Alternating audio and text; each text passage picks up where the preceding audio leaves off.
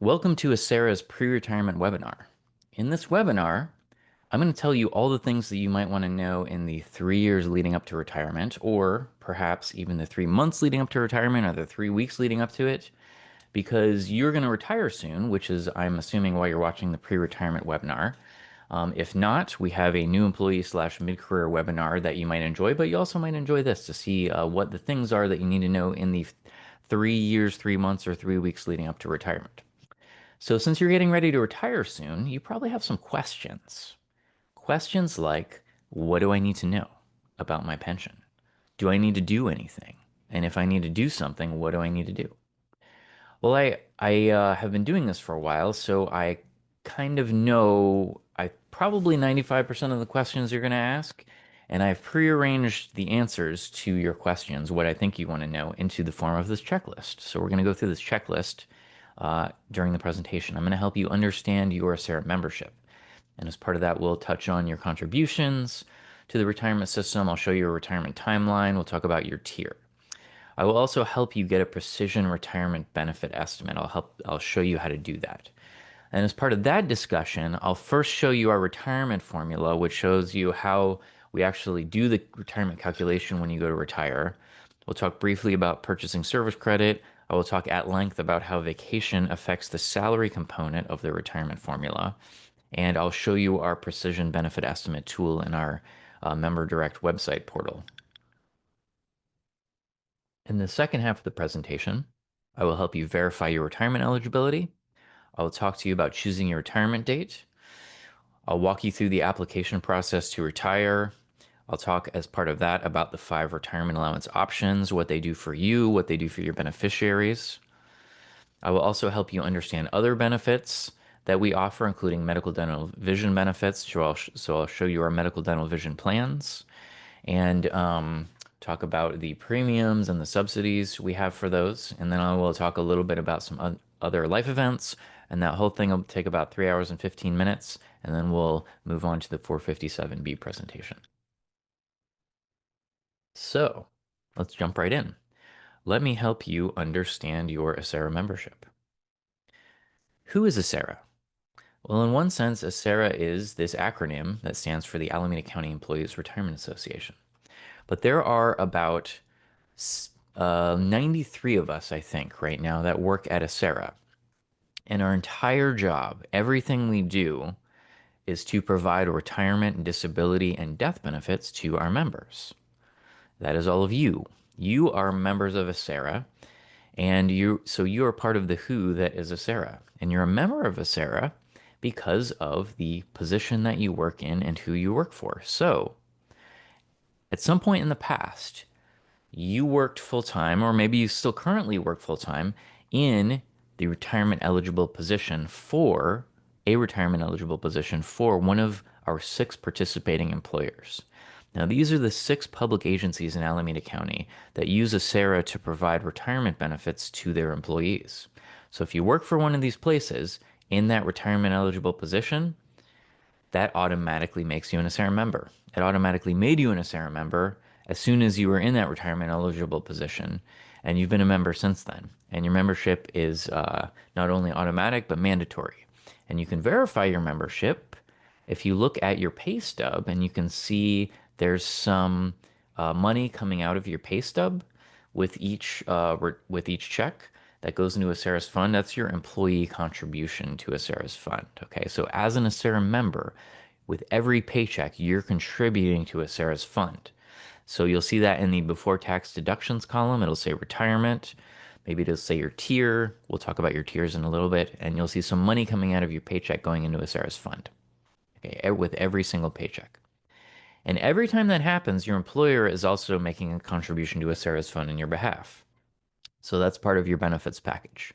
So you're paying into Acera's fund. Your employer is also paying into Acera's fund. And we don't want that money to just sit around and collect dust. So we invest it in a diverse array of investments all over the world with the goal of earning interest. And we do earn a lot of interest over long periods of time on the money that we invest. So it's these 3 sources of income that provide us this big pot of money that we call Acera's fund. Okay, so why are we collecting all this money? What are we going to do with this money? Well, you, as you work in your retirement eligible position, your ACERA retirement eligible position, you're earning credit toward retirement. The more you work, the more credit you earn. And you earn credit in three different categories, which I'll show you in just a few minutes when I show you the retirement formula. So the longer you work, you're earning more and more credit toward retirement with the goal of eventually retiring from ACERA. And at that point, you stop earning credit toward retirement and you start collecting on the retirement that you have earned in the form of a monthly retirement allowance that you will receive every month for the rest of your life.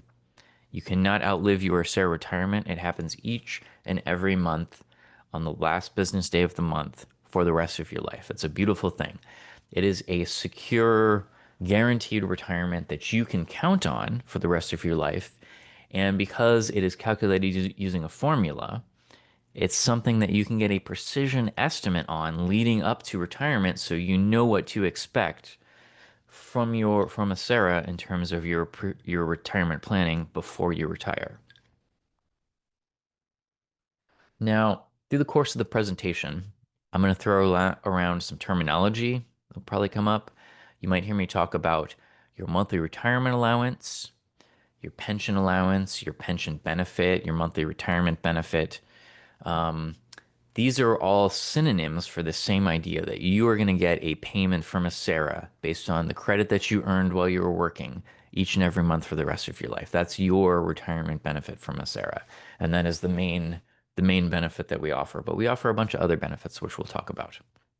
Okay, so now let me show you this pension milestone chart. Okay, so these are some of the milestones that you will likely see. And since you're getting ready for retirement, you've probably already passed a number of them. Uh, these are the milestones that you'll see in regards to your membership with ACERA. Okay, so the first milestone is your date of hire into that full-time retirement eligible position. This is your first day of work in that position. Then 2 weeks goes by. 2 weeks, there's a 2 week lag time. And the first day of your second pay period, that is your date of entry into ACERA. So this is your first day of ACERA membership. This is the date that you start earning credit toward retirement. Except for two of our employers, Livermore Area Recreation and Park District and the Housing Authority, there is no 2 week lag time. So these two milestones are on the same day and it would be the date of hire. But for everyone else, there's a 2 week lag time and that's when you enter ACERA. Okay, now you're an ACERA member and you're earning credit toward retirement. One of the three categories you're earning credit toward retirement in is called service credit, and it's basically time worked in your retirement eligible position. So essentially, if you were to work 5 years full time in that position, or the equivalent of 5 years full time, then you would get past the next milestone, which is your vested date. Once you reach 5 years of service credit, you're vested in the retirement system. Vesting, it's kind of a loose concept. It kind of means guaranteed. So the vested benefits are the guaranteed benefits. When you're vested in the retirement system, you begin being able to access those guaranteed benefits. Okay, now that you're vested, there's the next milestone comes after some other indeterminate amount of time based on a combination of your years of service credit and your age. And there's a few different combinations that will get you to retirement eligibility, which is the next milestone. I'll show you what those combinations are in the second half of the presentation. So it'll be a little bit different for each of you. But once you achieve that combination, you're eligible to retire, and you could retire on this date if you choose. Now, many people do not retire on their first retirement eligibility date. They will continue working after that retirement eligibility date to increase their retirement allowance to earn more credit toward retirement. So, then the next milestone is your last day in your position, your last day of work for your ACERA employer. This is sometimes called your termination date or your last day on payroll. This is the date that you stop earning credit toward retirement. And the next day after that, for a lot of people, is going to be your first day of retirement. This is a date that you choose. This is your retirement date. And this is the date that you start collecting the retirement that you've earned. Now, I've put these close together because for the majority of our members, you will go straight from active work into retirement, but not everyone. Some people will stop working their job and defer their retirement to a later date, and that's perfectly fine. you become, in that case, what we call a deferred member. And then you can retire out of deferred status later. And I'll talk about that a little bit later. But that's perfectly acceptable. Okay. So you have retired. Now what happens? Well, you're going to receive that retirement allowance, monthly retirement allowance, every month for the rest of your life until your death. That's when your retirement payments stop. But you can see there's one more milestone on the pension milestone chart, and that is because at the time of retirement, you have the opportunity on your retirement application to choose a beneficiary for a continuance benefit. A continuance is simply a continuing monthly payment after your death. And in most cases, it will be for the rest of your beneficiary's life. So if that's the case, your beneficiary's monthly payments would stop at their death, and that would conclude Sarah paying out all of the benefits we owe to you and your family. Okay, so at this point, I want to show you this worksheet that we have for you. This is the um, retirement. Let me remember what it's called. If you go out here, I'll just show you the worksheet. So if you go out to your browser, type in acera.org/worksheet. It will take you right to the retirement planning worksheet. The other way to do it, the other way to get there, you go to acera.org to navigate. You go under news and events. Go down to the fourth item, retirement planning seminars. I'll open it in a new tab. And then you scroll down under webinar options here. You see pre-retirement webinar, and there's two links here. One is the PDF for this seminar presentation handout that I'm giving you, this PowerPoint presentation, so you can download that and keep that. The other is this retirement planning worksheet. It's a PDF. I recommend if you're going to use this, purely optional. This is just a tool that we give you. Go ahead and download it to your device. Click the download button, download it to your device. And that way, when you fill out these fields, because you can type things in here, they're electronically fillable, and you save it to your device, your work will be saved. Okay. The reason that we created this is because throughout the presentation, this is 2 pages. We go through we give you a lot of numbers, and you find out a lot of info specific to your retirement situation. And so this is just a way to record those numbers as we go along. Also, I'll refer to the worksheet. You don't have to use it. You could just use a scratch piece of paper, or you could just try to memorize everything. Okay. So this is purely optional. What you're seeing here is one section of that retirement planning worksheet. At this point, you could fill in your Sarah entry date if you want to keep track of it on the worksheet. You don't have to. The way to find your exact Sarah entry date, if you don't happen to remember what it is to log into your account on our website. Let me show you how to do that. You go to acera.org. On every page, there's this login sign up button. You click there, okay? And then you enter your username and password, log in, and you'll get right in and you'll see all of your pension data, including your entry date, your tier, how much service credit you've earned, how much you've paid in the system, and a lot of other stuff. Now, if you've never done this, we relaunched this in the last fall. And if you have not logged in yet, you're going to need to enroll. So then you would click the enroll button, and it'll bring you to the enrollment screen. You're going to need to request an enrollment PIN because you're going to need that PIN to get past the screen. So you click request an enrollment PIN, you fill out your info, hit request PIN, and that will generate a letter on our side in our office. We'll stick that in the mail for you that day or the next day, and you'll receive that PIN letter that has instructions on how to use your PIN within, I don't know, 3-4 days, probably, depending on how fast US mail goes. The reason that we do the enrollment PIN letter is to keep this nice and secure because there's a lot of financial data in here, and we don't want any bad actors to get in here. So once you receive the PIN, you can return to this screen and create your login. Okay, so that's how that works.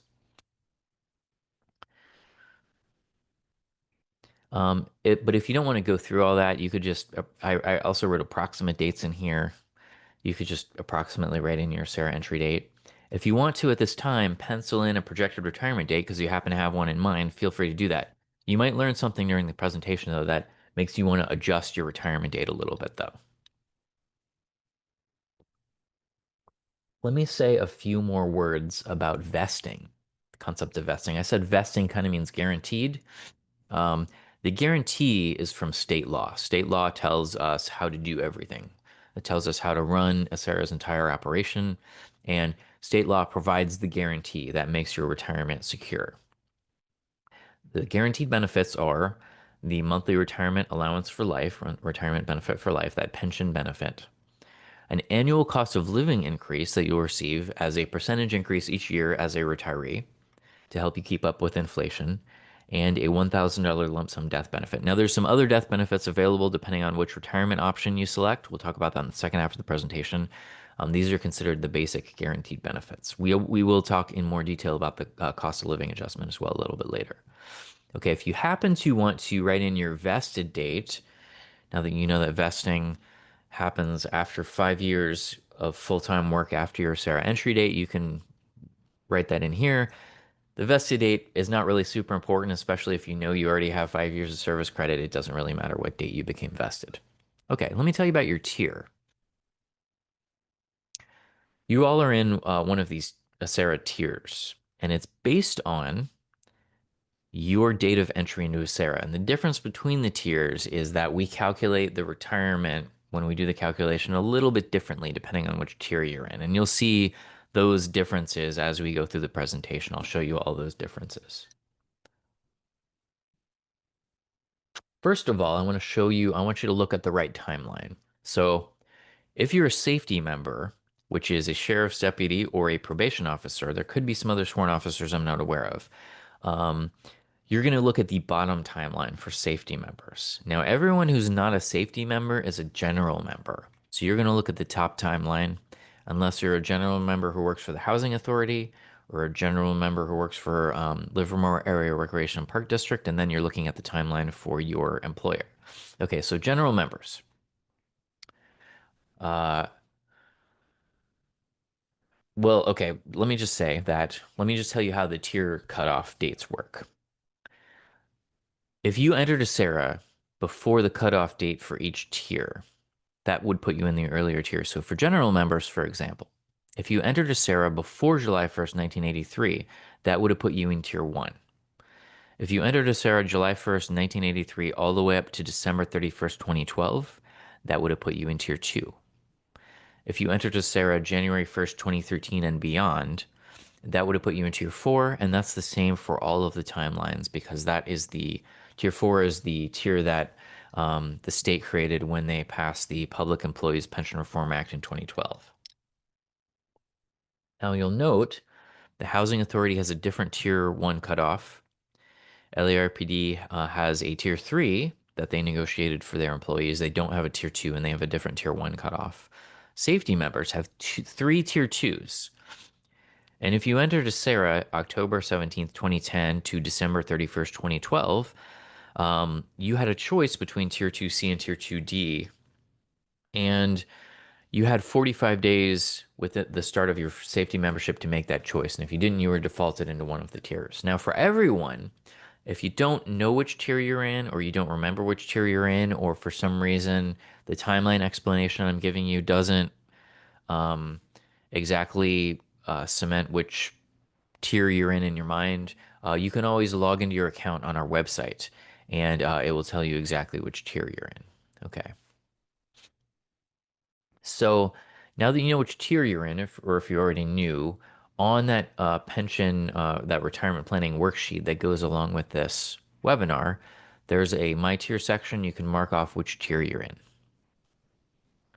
Okay, so moving on to the next section, let me help you estimate your future retirement benefit. Now, as part of that discussion, I want to show you our pension formula. Okay, this is going to help you understand a lot of stuff that's happening in the lead up to your retirement and post retirement when we're calculating your final lifetime pension. Okay. And this may help you choose your retirement date. It may help you maximize your monthly retirement allowance, this whole discussion. So it's good for you to understand how this works. Okay, what you're seeing here is a multiplication. This is Acera's pension formula. This is the formula that we use to calculate your monthly retirement allowance for life, your pension for life. This is the formula that is written into the state law and that governs how Acera calculates these, okay?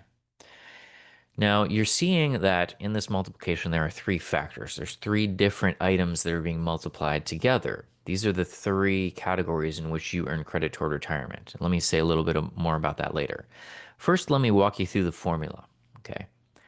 What exactly is this formula doing? Well, this sentence up here is telling you in English what the formula is doing.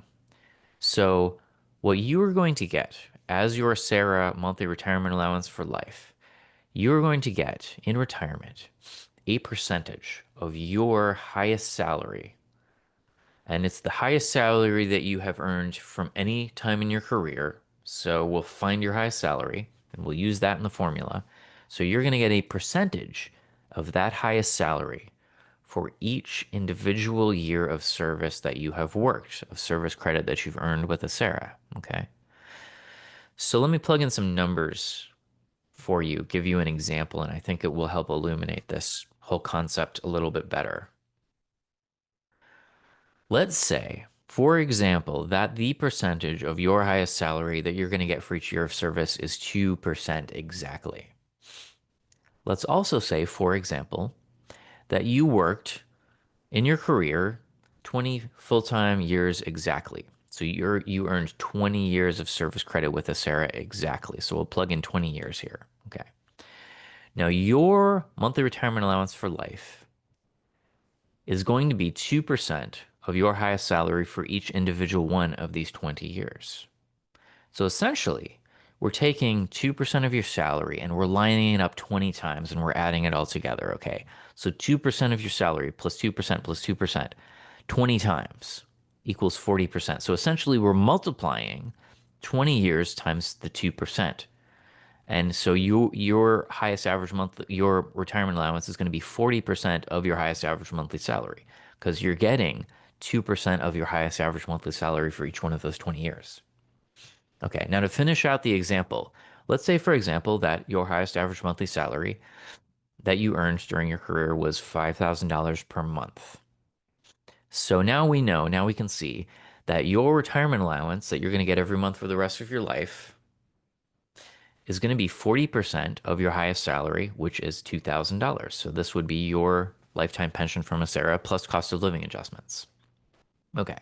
So the bottom line here is that the higher, because this is a multiplication, the higher any of these three factors are, the higher your retirement allowance for life is going to be. Okay.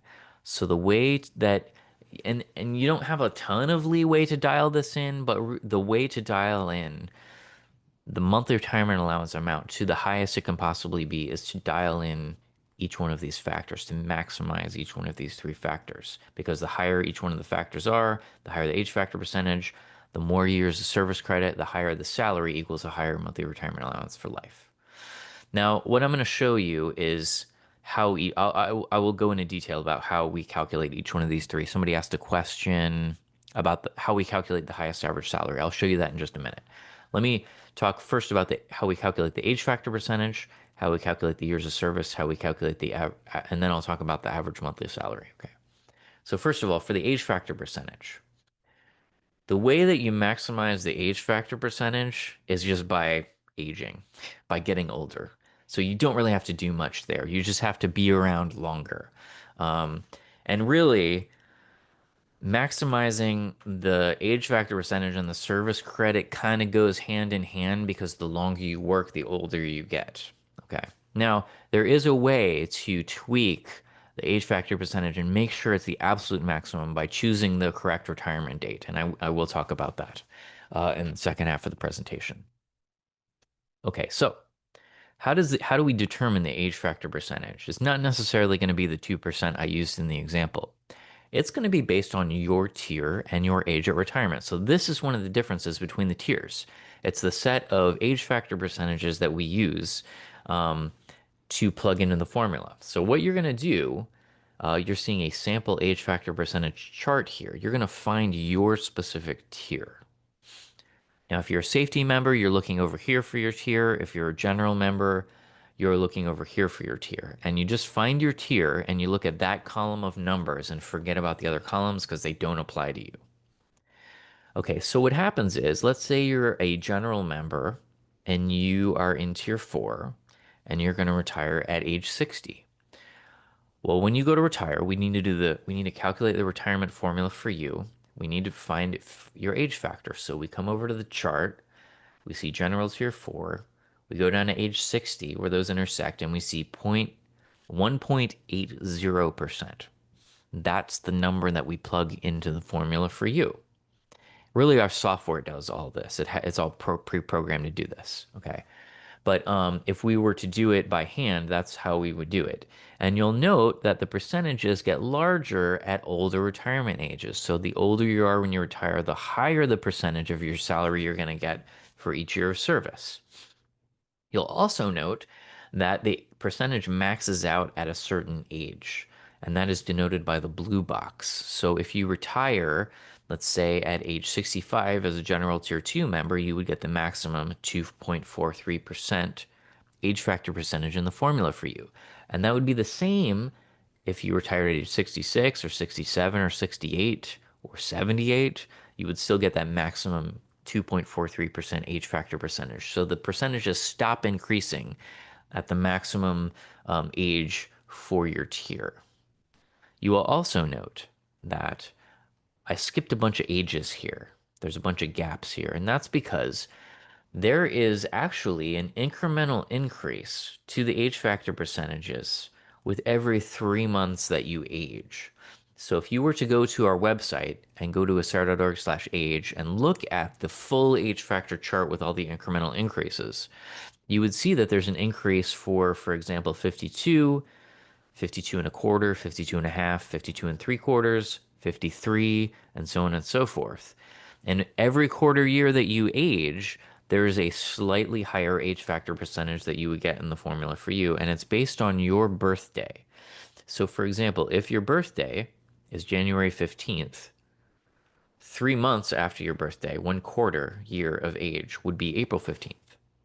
The next quarter would be July 15th. The next quarter would happen at October 15th. So every time you pass one of those dates and you don't retire, you're aging another quarter year and you go up one notch in the age factor percentage chart, you get a slightly higher age factor percentage. So that's how we determine your age factor percentage. These percentages are pretty much locked in. They don't change. You're locked into your tier. Like I said, they're all in state law, codified in state law. So these are the percentages that you can expect us to use to calculate your retirement. Okay, so that's how the age factor percentages work. Let me tell you about service credit. How do we calculate your service credit? What goes into it? How can you there's a few ways that you can kind of dial in the amount of service credit that we put in the formula for you. Okay, so let me show you the pension milestone chart here again. You start earning service credit on your date of entry into Acera. And you're going to earn service credit while you work throughout your entire career, all the way up until your termination date from your Acera retirement eligible position. You earn service credit during your regular work hours while you work. Now, you also earn service credit during your earned leave times, including earned vacation leave, sick leave, management leave, comp time, holidays, floating holidays. Whenever you mark any of those types of time on your timesheet, you're earning service credit during that time. These do not count against you in terms of earning service credit. Now, times when you do not earn service credit. Anytime you're on leave without pay, so you're not getting a paycheck from your employer, you're not earning service credit during that time. Also, if you purchase additional vacation, which some of our employers will allow, so you're purchasing more vacation than you earn. That purchased vacation, when you mark that on your timesheet, you do not earn service credit during that purchased vacation. Okay, now sold vacation is a different concept from purchased vacation. Sold vacation is where you take your earned vacation and you sell it back to your employer for cash. You don't earn service credit if you sell your earned vacation back to your employer. You may earn salary credit for that in the salary column of the retirement formula. And I will tell you all about that in just a minute when I get to the salary part of the formula. You also do not earn service credit for overtime, on-call time, or standby time.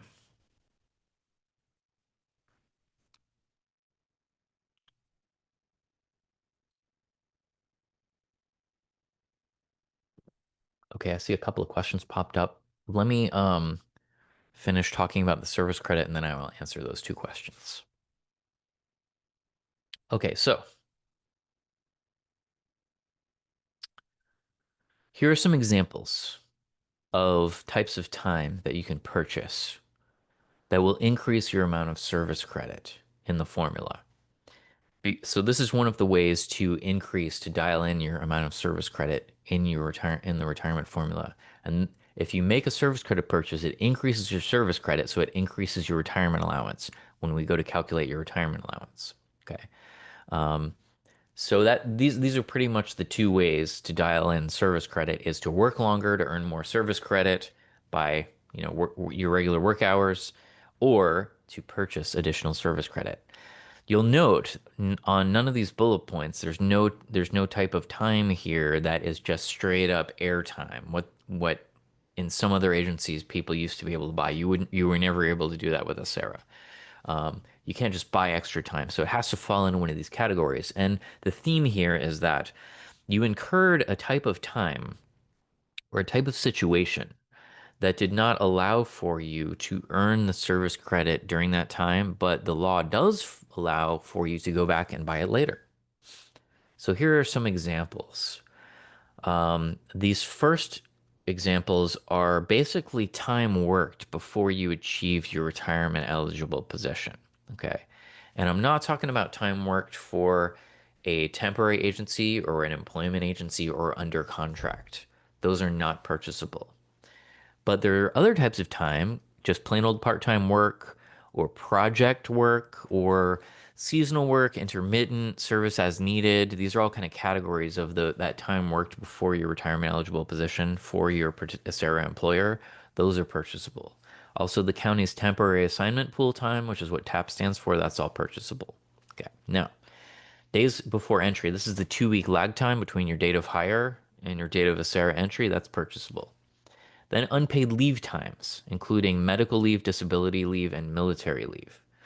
The medical leave is for your own medical condition. So you're out on unpaid medical leave for your own medical condition, not for family members' medical condition.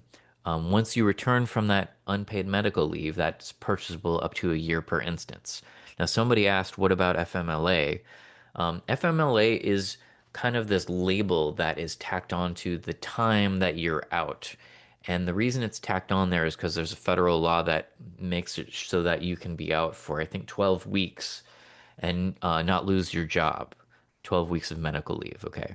Now, so usually what happens is during the FMLA designated time, at the first part of it, you're using your accruals, so you're using a bunch of your sick leave. Sometimes people will run out of the sick leave and then they're just out on medical leave without pay. Now, when you're using your sick leave, you're already earning service credit for that time, so you don't have to worry about buying it back because you already got the service credit.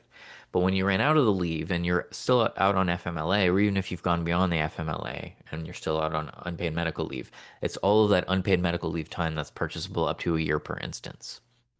Disability leave, very similar. You're out on disability leave, you return from that time, you can buy that. Military leave, very similar. You're out on military leave, you return from that military leave. And this is not prior military service. This is going out on military leave during your active employment with your Acera employer. When you return from that, you can buy that time. Let me just say about the deadlines real quick before I do the rest of the list. The deadlines for all of the types of time for making a service credit purchase, except for the military leave, is you just got to make the service credit purchase before you retire. So that's the only deadline is you got to do it before you retire if you want it to be included in the retirement calculation. For the military leave, there's a special deadline. It's 3 times the time that you're trying to buy, but no more than 5 years of time for the deadline. So if you're trying to buy a year's worth of military leave time, you got 3 years to purchase it when you return from the military leave. If you're trying to buy 2 years worth of military leave time, well, 2 times 3 is 6, but then you hit the 5 year deadline. Okay, so no, you can't go more than 5 years. Okay, now the next three bullet points. You got redeposits of prior memberships is the next one. This is where you used to be an Acera member in the past. You earned service credit during that prior membership, but then when you stopped working at your Acera covered position, you took a refund of your contribution account. And when you did that, you canceled your Acera membership and you lost all of your prior service credit. Okay, and then you come back here to work again and um, you start earning service credit again in a new membership, and then you think, oh, I wish I didn't take that money out, or I wish I had a way to put it back and get my service credit back. Well, there is a way. It's a redeposit of a prior membership. You can put that equivalent amount of money back that you took out, and that is called a redeposit of a prior membership, and you get all your service credit back. Okay, now the next one is redeposit of community property. This is where you were married or you were in a state registered domestic partnership. And during that time where you were married or in that partnership, you were earning credit toward retirement with the Sarah. Well, then you go to get divorced or dissolve that domestic partnership. That credit that you earned with a Sarah during that time that you were in that relationship is considered community property in the state of California. So often what happens is so this is one of the items that you take to the table when you negotiate division of community property, when you dissolve a marriage or a domestic partnership. Uh, so often what will happen is, and it all depends on how you negotiate it. Some people will negotiate other things away so that they keep their Acera account whole, but you know, a good amount of the time that doesn't happen, and your ex-spouse gets a part of your Acera account. And what they take with them is a part of your service credit and a part of your employee contribution account, like kind of an equivalent amount of those things. They get their own account. Now, if they take a refund of their account, they take the money out, we will notify you of that. We'll send you a letter in the mail letting you know that they did that and give you the opportunity to redeposit an equivalent amount of money to get an equivalent amount of service credit back. And that is called a redeposit of community property. The final category is other California public agency work. This is where you used to work for another public agency in California and you're not eligible for their pension, usually either because you didn't work there for long enough to qualify for their pension, or when you left to work there, you took a refund from their pension system.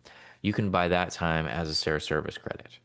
Um, so if you want more details about all of these types of time, we have a full, detailed, complete article at acera.org/purchase. Um, I don't spend a lot of time talking about that in this presentation because I find that people have when they're getting ready to retire, they've already made the purchases that they're going to make, but maybe not. And if you do want that detailed explanation, it's at acera.org/purchase, or I talk a little bit more about that in detail at the in our new employee/mid-career webinar, which if you go to acera.org, scroll all the way to the bottom, you'll see the new employee mid-career webinar. It's a YouTube video. All you got to do is fast forward through it till we get to the discussion of service credit, and then I'll I say more about the service credit. I do see some questions up on the board that I'll answer though. Okay, somebody's asking which is less expensive, buying back per service credit or purchasing new service credit. Okay, so all of the bullet points except for the other California public agency work, so that would be the PERS, CalPERS service credit that you're talking about. With all of those top bullet points, you're only paying the employee contribution part, so those are all cheaper than this last bullet point here. This other California public agency work can cost 2 or 3 times as much as the other ones because you pay the employee and the employer contribution. Okay, now if you already if you have if you worked for a employer that uses CalPERS to provide retirement to their employees, so you have credit with CalPERS and you have enough credit over there and you haven't taken a refund and you have enough credit over there to retire from their system, I think the best thing to do is leave it over there in almost all cases and just take a retirement from CalPERS when you're eligible to. Because I think if you run the numbers, it's it's cheaper to do that. You get more money by doing that than if you were to take a refund over there and try to buy that time as a service credit. Let me know if you have more questions on that. Okay, somebody is asking, I have general and safety service time. Will the retirement calculation include both service time, or do I need to do separate calculations for general and safety service? So the way that it works behind the scenes in our software, when you have general and safety time, and most safety members also have general time, because you usually start when you go to the academy. A lot of people go through the sheriff's deputy academy. You're a general member during while you're going through the academy, and then you achieve your safety membership. So the way that it works if you have both is we actually do two separate calculations. Our software will do two separate calculations. In the general column, we'll use your general age factor percentage based on your age at retirement. We'll use your general amount of service credit. The salary number is the same for both. It's your highest salary from your career. In the service credit column, in that calculation, we use your, I'm sorry, in the safety column, for the safety calculation, we use your safety age factor percentage, we use your years of safety service credit, and we use the highest salary. So we do the two calculations, the two separate multiplications. Those both give us a dollar amount. We add them together, send you one check. You don't if you're calculating this by hand, that's how you would want to do it. If you're using our benefit estimator inside the Member Direct portal on our website, it does all that for you. You don't even have to think about that. So it's already automatically doing those separate calculations for you.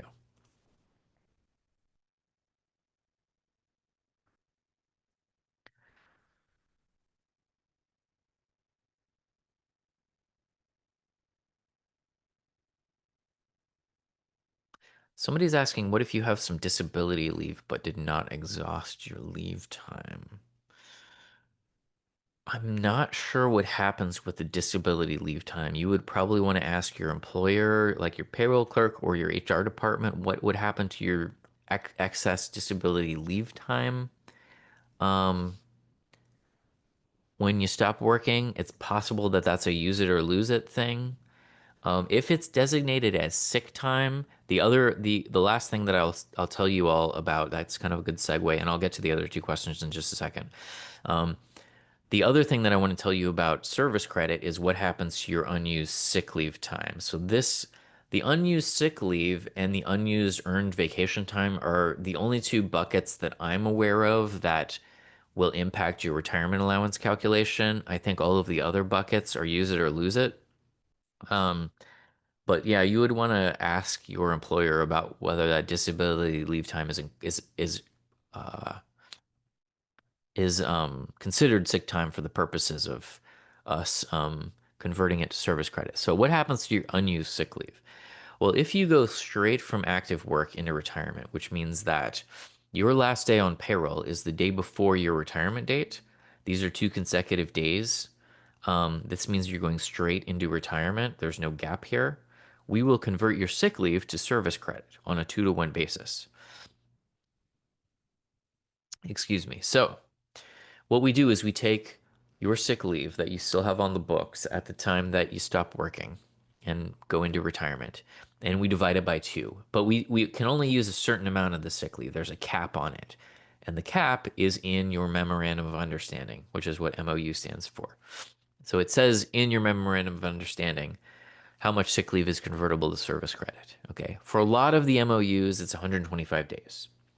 So we divide that amount that you have on the books by two up to the cap, and that gives you additional service credit. So, for example, if you had 130 days of sick leave on the books when you stopped working and went straight into retirement, and you were in one of those bargaining units with the MOU that has the cap of 125 days, the first thing that happens is we got to cap it at 125 days.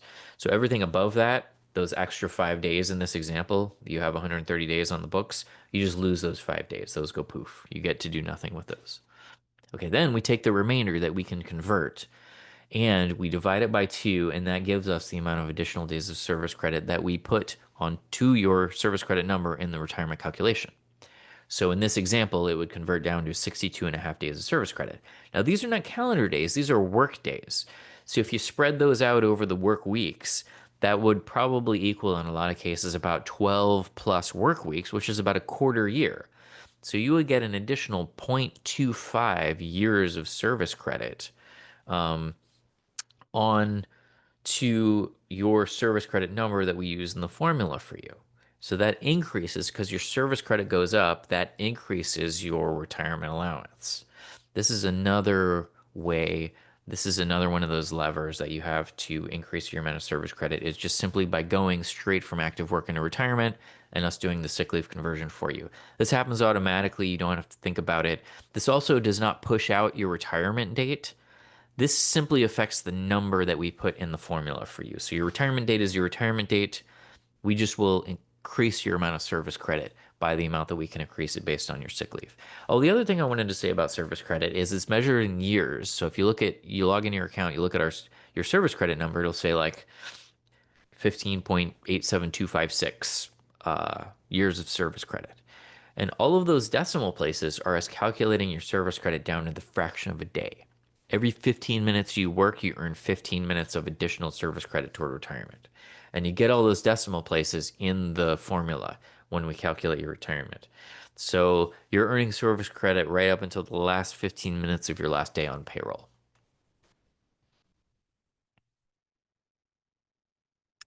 Okay, so let me see what other questions are in here.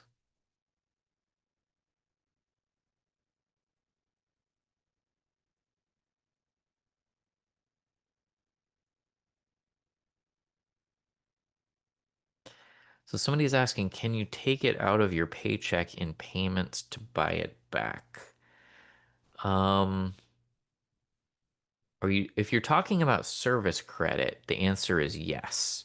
You do have, that's one of the slides I took out of this presentation for expediency, but let me show you that on the website, what your payment options are.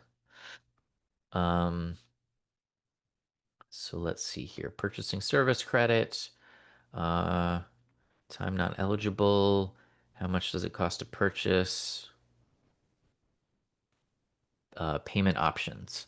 So you got a few different options. You have lump sum payment. You can write us a check on a post-tax basis. If you have a pre-tax retirement account like a 457B or a 401k or an IRA, you can roll over pre-tax money, help pay for it. Or you can do payroll deductions. We'll split it up for you over time, or any combination of the above.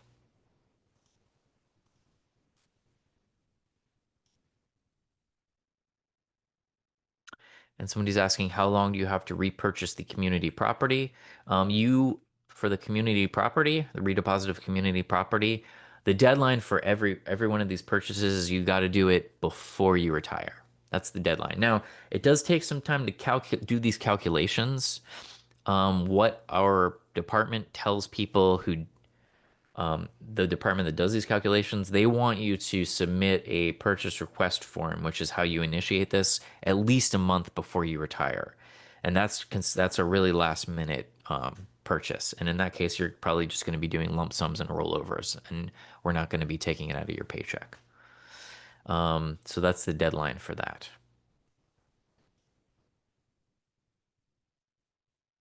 And again, the military one, it has a different deadline.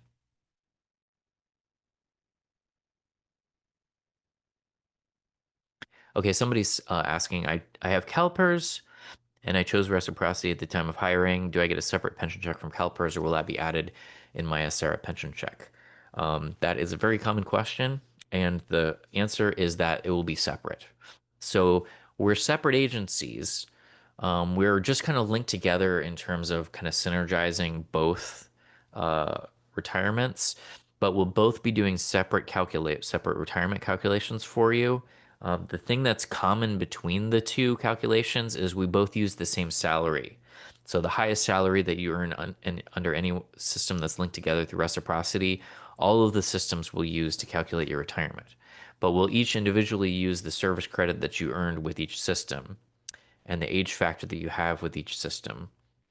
Um, and yes, we will each send you a separate retirement check. So yeah, that's how that works. And then, okay, you said yes for service credit. Great. Okay. So I told you how we calculate the age factor percentage based on the age factor percentage chart. I talked about how we calculate the service credit. Let me tell you how we calculate the highest average monthly salary. So when you go to retire, our pension software is going to find your period of highest pay from anywhere in your career. We have all your payroll records on file because your employer transmits those to us every time you get paid so that we can do this calculation. So your period of highest pay from anywhere in your career, it's a consecutive period of highest pay, is known in our pension lingo as your final compensation period. If you're in tiers 1 and 3, your final compensation period is your highest consecutive 26 biweekly or 12 monthly pay periods. For tiers 2 and 4, your final compensation period is your highest consecutive 78 biweekly or 36 monthly pay periods. So essentially, in tiers 1 and 3, it's your highest year of pay, and for tiers 2 and 4, it's your highest 3 years of pay that we're looking at when we're calculating your highest average monthly salary. Now, what our software will do is they'll look at the total amount of pay that you received during that final compensation period. And to get an average, it's going to divide it by the months in that period. So for tiers 1 and 3, it looks at the total pay for that highest year and it divides by 12 months. For tiers 2 and 4, it looks at the total pay for that highest 3 years and divides by 36 months to get the average. And this highest average monthly salary is what we plug into the pension formula, multiply by the other two factors to determine your retirement allowance. Now, let me show you what types of pay are included in the calculation, and it's all gross pay before any deductions are taken out. There's 4 types of pay that can be included in your final compensation period. The first is base pay. This one makes sense. This makes up the majority of it.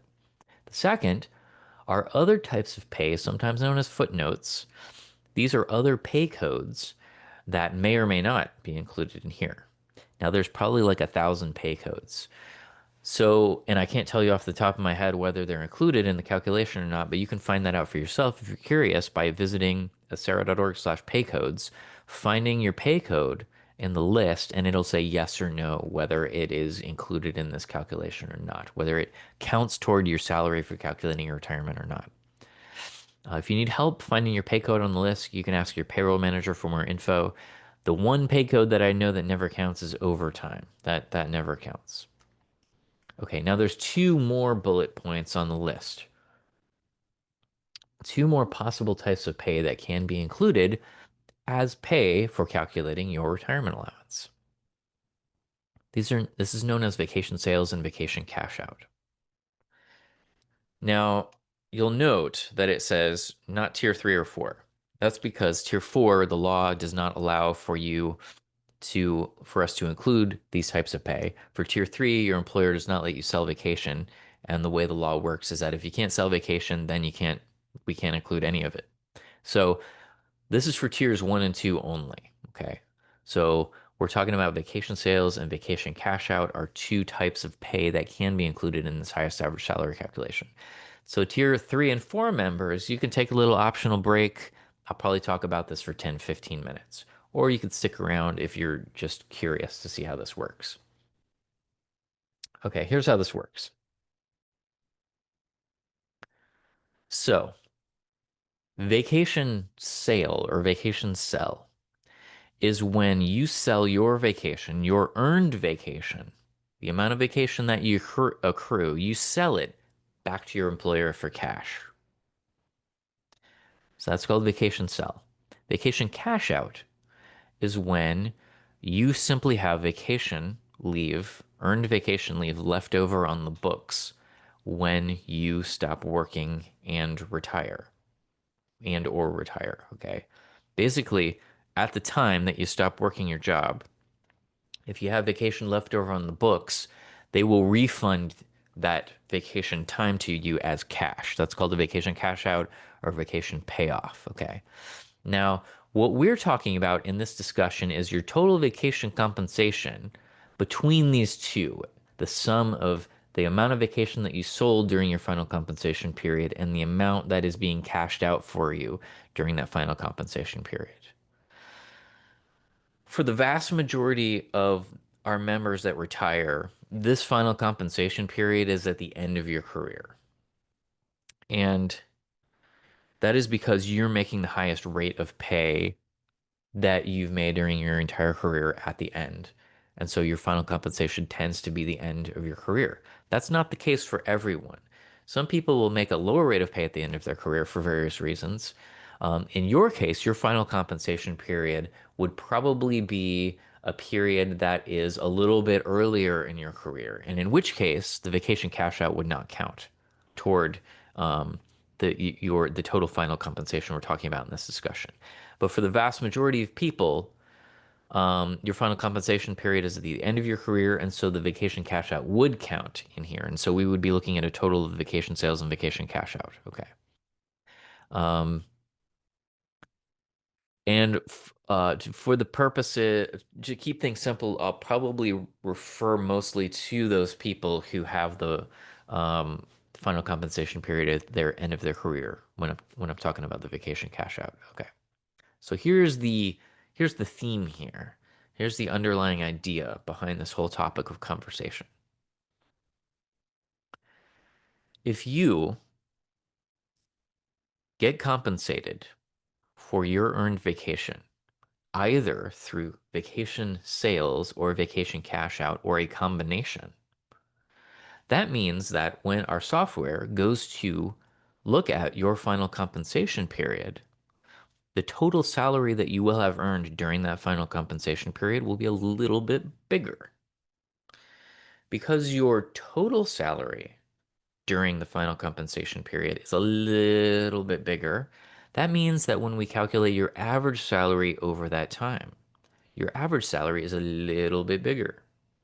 Now, because your average salary, highest average monthly salary, is one of the three multipliers in the retirement formula, if any of the three multipliers increase, the retirement allowance goes up. So that means that if you are compensated for your earned vacation, either through vacation sales or vacation cash out or a combination during the final compensation period, your retirement allowance gets a little bit bigger.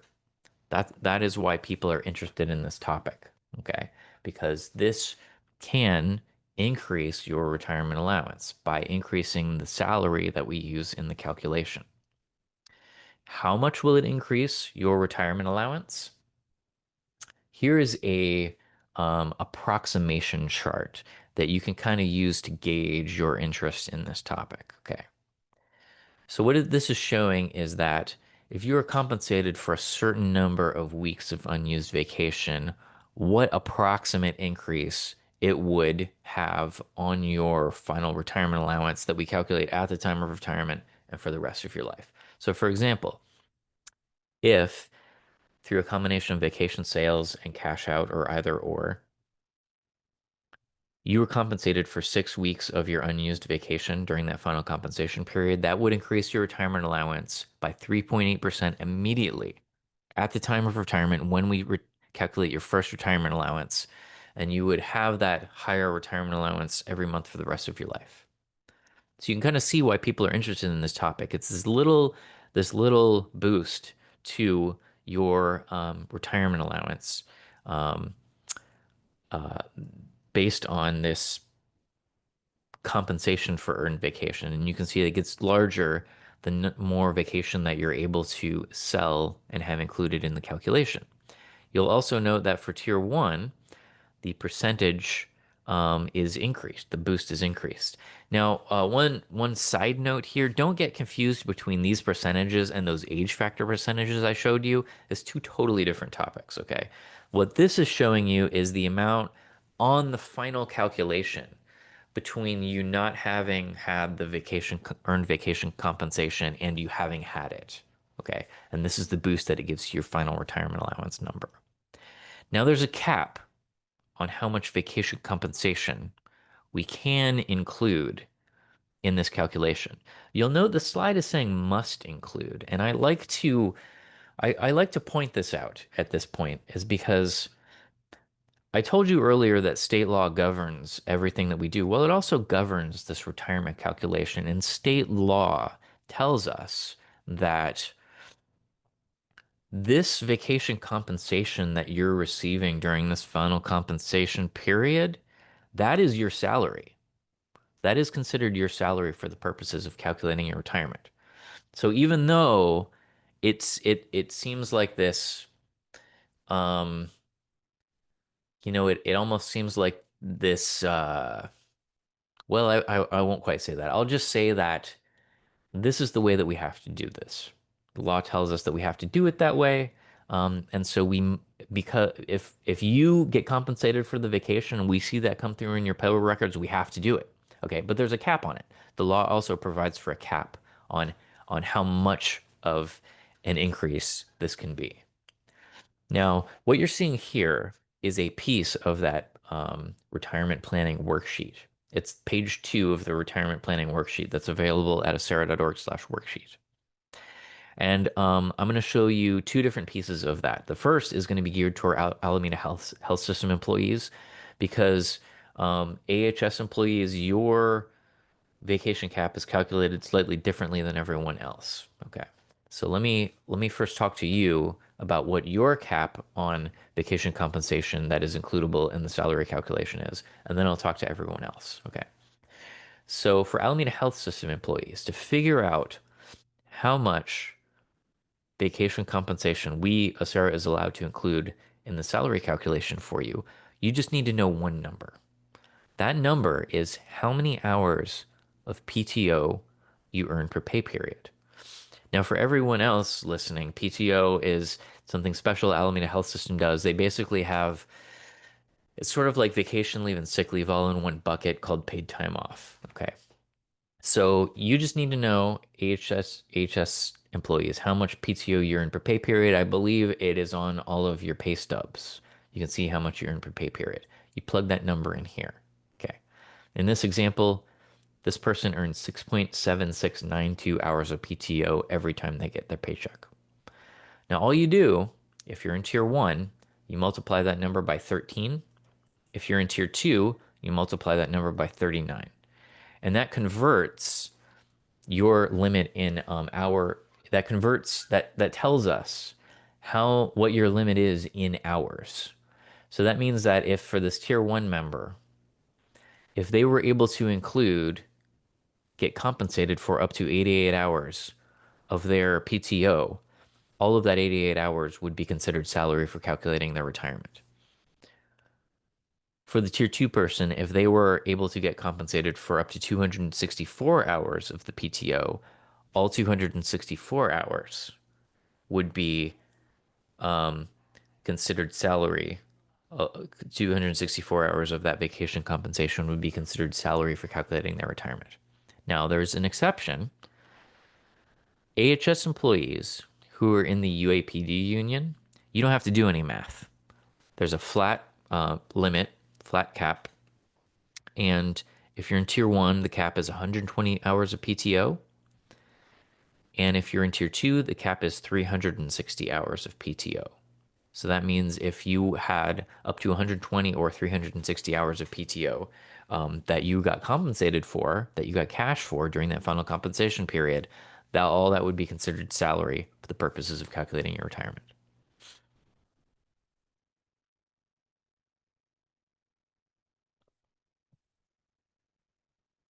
Okay, so for the non-AHS employees, what you're seeing here is another piece of that retirement planning worksheet. And what you need to know in order to figure out your cap is two numbers. You need to know how much vacation you earn per year, and it's measured in weeks. So you earn 2 weeks per year of vacation, or 3 or 4 weeks or five. I've heard of a few people earning six, but you plug that in here. And you also need to know how much vacation you're allowed to sell per year. Now, your employer has this somewhere in their rule book. It might be in your employee handbook, might be in your MOU, might be just in your employer's policies. If you don't know what it is, your payroll clerk probably knows how much you're allowed to sell per year, or your HR department. Okay. So you plug that in here. A lot of people are only allowed to sell 2 or 3 weeks of vacation per year, even though they earn more than that. So you plug how many weeks you earn here, you plug in how much vacation you're allowed to sell here. And if you're in tier one, you just plug it into this first column. Now, if you're in tier two, you need to plug in all three columns. And what these three columns are is your 3 year final compensation period. Um, and so what you do is you think about your date of retirement, and you basically subtract 3 years and divide it into three 1 year periods, and think how much vacation you're earning at the end of each one of those three 1 year periods, how much you're allowed to sell. Now, the amount that you're allowed to sell doesn't change much unless your contract gets renegotiated. So these will probably all be the same. For a lot of people, the earned will probably all be the same across all three columns. But occasionally somebody will move up in seniority.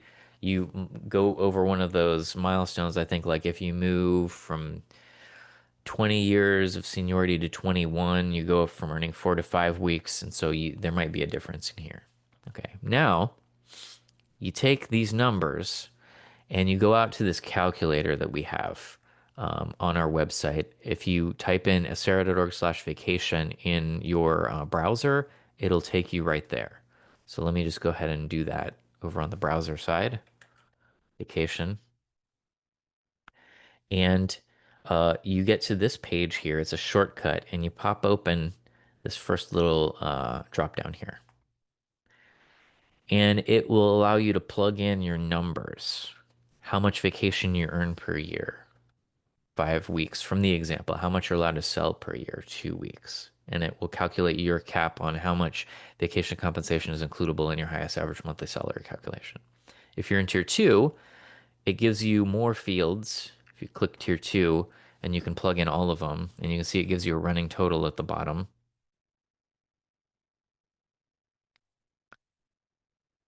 So this person's, in this example, their cap would be 6 weeks of vacation compensation is includable in the highest average monthly salary calculation. Now, having said that, you don't really need to use the calculator. All this is doing is it's comparing the two numbers, taking the lesser of each one and adding them together. So the lesser of each one of 5 and 2 is 2. So it's basically doing 2 plus 2 plus 2 is 6. So it's a very simple calculator, and that's all it's doing. So you can see that the limit is going to be 6 from the calculator based on adding up the three lowest numbers here. Okay, now, knowing that, now you know your limit. And somebody's asking, what happens if you don't sell any vacation? I'm going to show you that right now. Okay.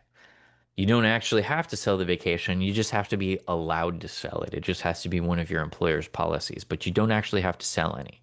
So in this example, this person's limit, okay, they know their limit. They plugged in their numbers. They know what their limit is. It's 6. 6 weeks worth of vacation compensation. Okay, now what do they do? What do they do with that knowledge?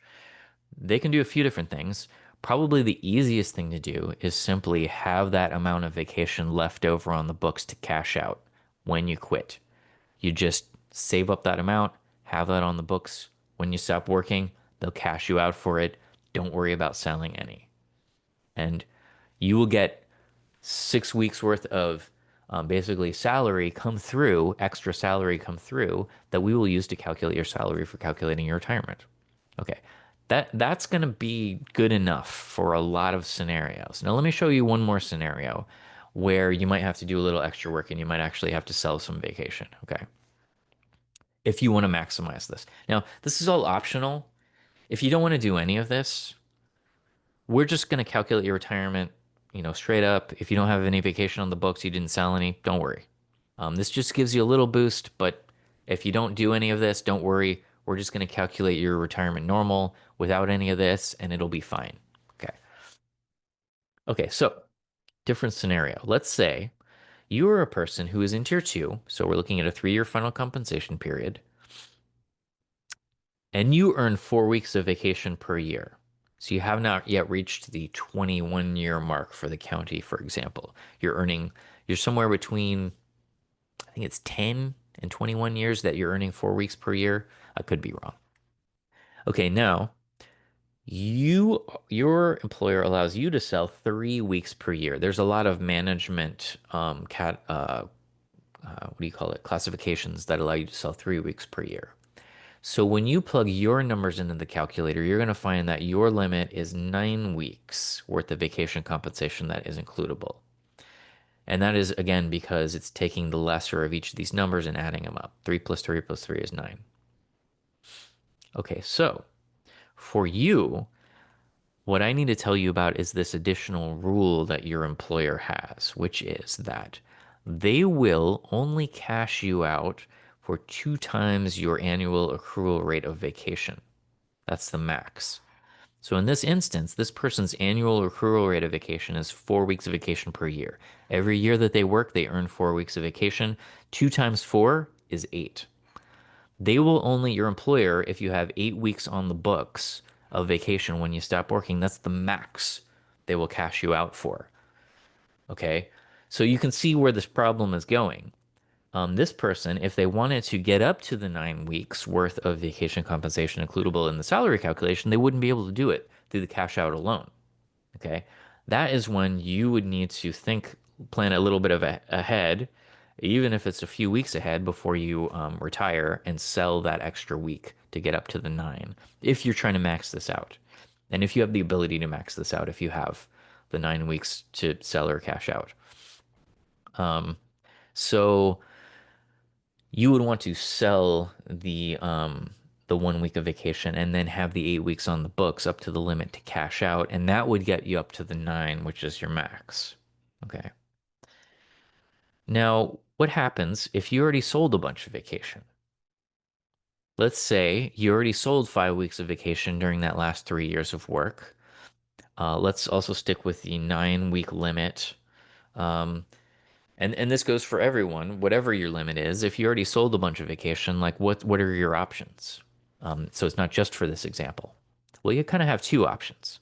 One is that you can cash out the difference. So you figure out your limit, you look at how much you've already sold, and you can tell how much you've already sold if you log into your account and you use the benefit estimating tool. Pages 3 and 4 will show you all the pay periods it's using, and it'll show you how much vacation you've sold in there. Okay. So you can tell how much you've already sold during your final compensation period. And all you simply do is cash out the rest. So you take your limit, subtract how much you've already sold, and have that much on the books when you retire to get up to your limit.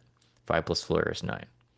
Or option number 2 is that you could cash out more up to 2 times your accrual rate, and that's perfectly fine. Let's say you sold 5 weeks of vacation. The last few years, you haven't taken much vacation, so you've banked a whole bunch, and you actually have 8 weeks when you stop working in this example. Well, as long as you don't have more than the 2 times your accrual rates, this person has exactly 2 times. You'll get cashed out for the 8 weeks. You will also have sold 5 weeks of vacation for a total of 13 weeks. Now you get the cash, you get the money for all of this vacation that you sold. This is your benefit that you are getting compensated for.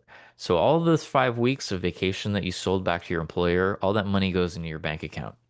This 8 weeks worth of vacation that you cash out because you still have it on the books when you stop working, that 8 weeks worth of money that goes into your bank account. You keep all the money. When you get that money, when you get that paid that money, it's just that as Sarah sees the numbers come through in your payroll records, and our software will take note of that, and we'll see, okay, you have 13 weeks worth of cash to work with here. It will pick the highest 9 up to your limit or whatever your limit is, and it will use that 9 weeks worth of cash to increase your salary for calculating your retirement to give you that 9 week boost. Okay, so you still get to keep all the cash. Let me see if there's anything else I want to say about this before I look at the questions.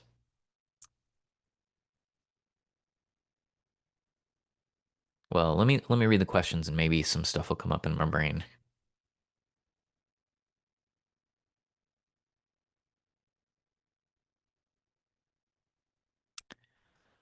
And then so somebody had asked, what if you don't sell any vacation? Um, so if you don't sell any vacation and you just have it to cash out on the books, perfectly fine. In some cases, like in this scenario, you won't be able to get up to the limit, but you'll be able to get close, and it'll and an 8 week boost would be pretty darn good if this was your scenario. Okay, and then somebody's giving an example. So they're saying, suppose I plan to retire on March 31st, 2026. So that's this coming March. And March is a very popular retirement month, which I'll talk about a little bit later why that is. Um, but March 31st, 2026. And let's say that you sold 3 weeks of vacation in each of the 3 years, 2023, 24, 25. So in your retirement date of 3/31, 2026, I will still have 9 weeks of vacation remaining. Can I cash out those 9 weeks and will they be included in my final compensation?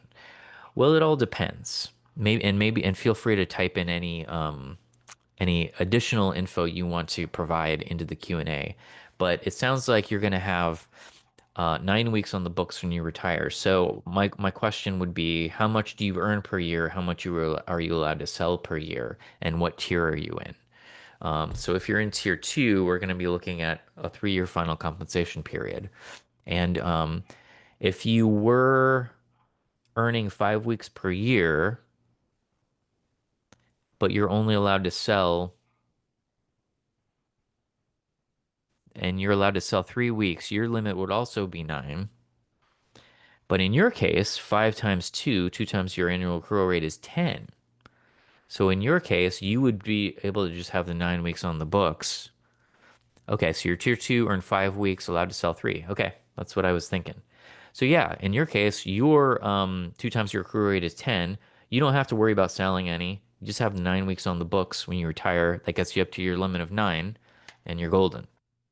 So don't worry about selling any. So the only reason that you have to sell is if you can't get up to the limit from the cash out alone because of this 2 times your accrual rate deal.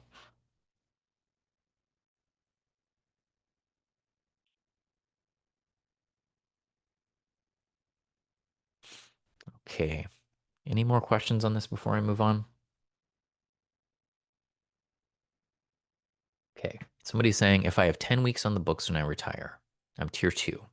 I can still cash out the 10 weeks, but only 9 weeks will go into the calculation. Correct? I'm not sure if this is the same person or a different person, but it's sounding like it's a kind of the same scenario that your 2 times your accrual rate is going to be 10 because you earn 5 weeks per year. So if that's the case, you can still cash out 10 weeks. Yes. You can cash out 2 times your accrual rate. It's just that 9 weeks worth up to your limit will go into the calculation. So yeah, you're absolutely correct if that's the scenario.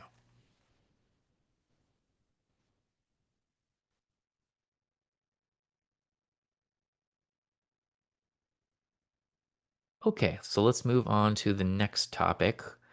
We'll welcome back the tier three and four members. Um, before, well, let me answer. Let me see. There's two questions up on the board.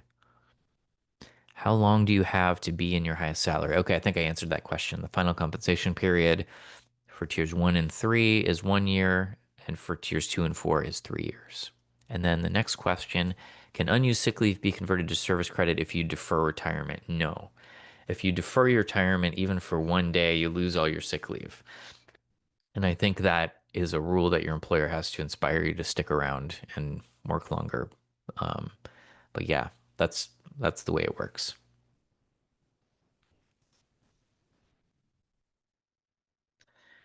Okay, let me tell you about some benefit limits on your monthly payments. So there are a few listed out here. There's four. All the details about these are at our webpage, sarah.org/limits. The first is that your highest average monthly salary Well, your retirement allowance is capped at 100% of your highest average monthly salary. The idea here is that you don't earn more in retirement than you were earning while you were a working person. And that's mostly true, but as we just learned, the highest average monthly salary can be slightly higher, based on the vacation compensation. Uh, so that's what it would cap out at. But almost nobody hits this cap because you got to work 35, 40 years to hit the cap. And most of our average member retires with 20 years of service. So, and if you do hit the cap, you're doing good because that means you have replaced 100% of your working salary with your retirement allowance, which is amazing. The next two caps are for people who have very high salaries, so I'm not going to spend time on that because we do have details out at acera.org/limits on who that applies to and how the caps function. For one of them, at least, there is a employer replacement plan. The last one I want to talk about is the Tier 4 highest average monthly salary limit. So if you're in Tier 4, which is, I think somebody told me recently that the majority of our active members are in Tier 4. So just over half. Your highest average salary calculation, the law that created Tier 4 tells us that we have to cap it at the Social Security Wage Index limit, which is this number. This changes every year. So these are the numbers for 2025. 2026, it'll be bigger, and we keep that posted out on acera.org/limits. But it does mean that when we go to calculate your retirement, we can't use any more annual salary dollars than is contained in that cap. So, for example, if you were a general member and your salary was $200,000 per year, we would only be able to use $155,081 for this year to calculate of your salary dollars to calculate your highest average monthly salary. So that's just what the state legislature and governor wanted to do back in 2012 when they passed this law. And for safety members, it's a little bit higher, $186,096. The way this works while you're still employed is that once you earn more salary than the cap, at that point in the year, we stop taking out employee retirement contributions from your paycheck for the rest of the year. So that would mean that you would have more money in your paycheck to maybe save in your 457B account for the rest of the year. So that would be a way to kind of offset that lowering. Okay, so at this point, what I'm going to show you is kind of the culmination of this whole topic, how to get a precision pension estimate. I talked a lot about how we actually calculate your retirement allowance. I talked a lot about what goes into each one of those three factors and how, what are the ins and outs of maximizing what those are. Um, one more thing I could say about the salary, if your retirement is a little ways away, is the potential, one potential to increase your salary is to look for apply for a position that has a higher salary within our 6 participating employers. So that would be another way to boost your salary. Okay, so that I didn't mention yet. So how to get a precision estimate? You go out to acera.org. You click the login button. Um, Once you get in there, if you've already created an account, once you get in there, you're going to go to the estimate a benefit tool. So this is the estimate a benefit screen. And you're going to plug in your projected separation date and retirement date. And I'll zoom in here so you can see it a little bit better without the menu. The separation date is your last day on payroll. Your payments begin date is your retirement date. This is your first day of retirement. So if your plan is to go straight from active work into retirement, these would be 2 consecutive days. The payments begin date has to be at least the next day after the separation date. Okay, you can plug in beneficiary info in here. And I suggest that if you do, if you If you see your beneficiary pre-populated, um, and you just check that the date of birth is correct, because a few of them are not, and if the date of birth is incorrect, it could throw off some of the calculations. I recommend leaving all of these check boxes unchecked for a nice conservative estimate, unless you happen to have a service, a pending contract, and you want for purchasing service credit, and you want to see what the effect of that pending contract would have on your retirement. Go ahead and check that box, and then hit generate. It will generate this PDF retirement estimate that's 4 pages long.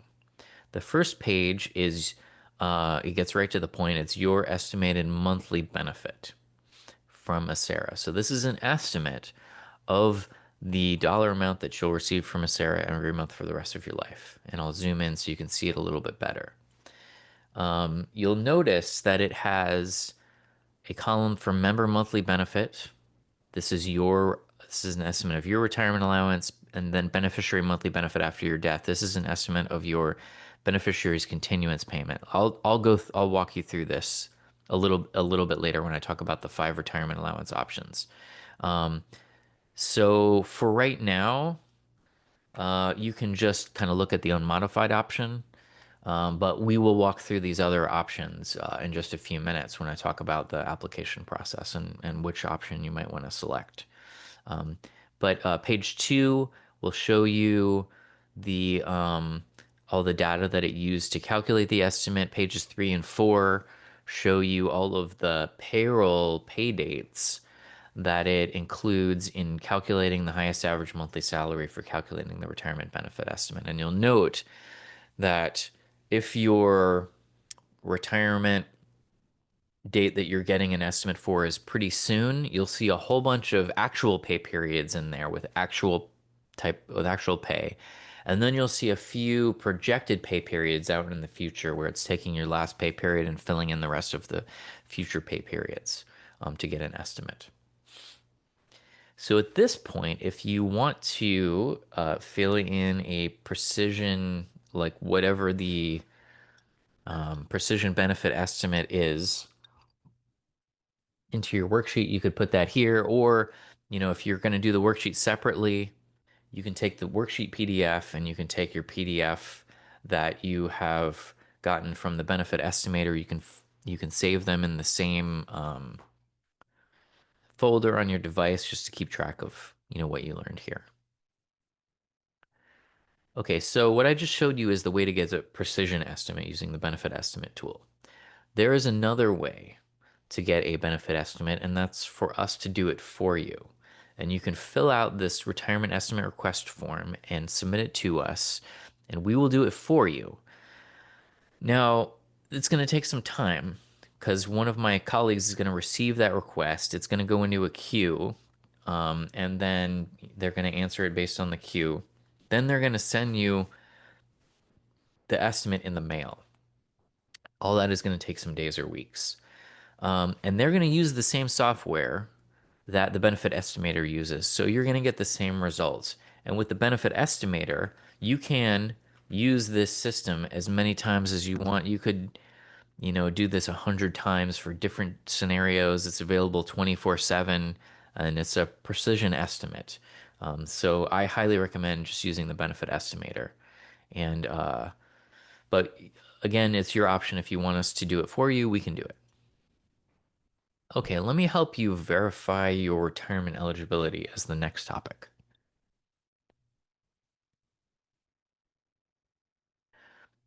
So if we're looking at the pension milestone chart, we're talking about this milestone here.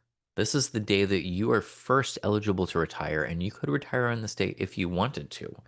But like I said before, many people work past this day to earn more and more credit toward retirement to maximize their final pension payment.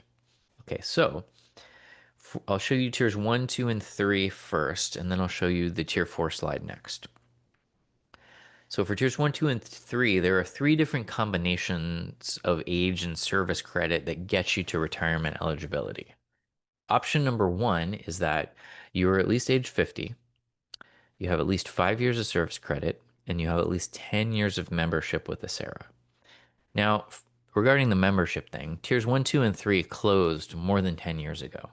Everyone who's in tiers one, two, and three has been an Acera member for more than 10 years already. So you don't even have to worry about that. Just look at the age 50, 5 years of service credit is the minimum amount. So my guess would be that if you're watching the pre-retirement webinar, that probably happened a while ago.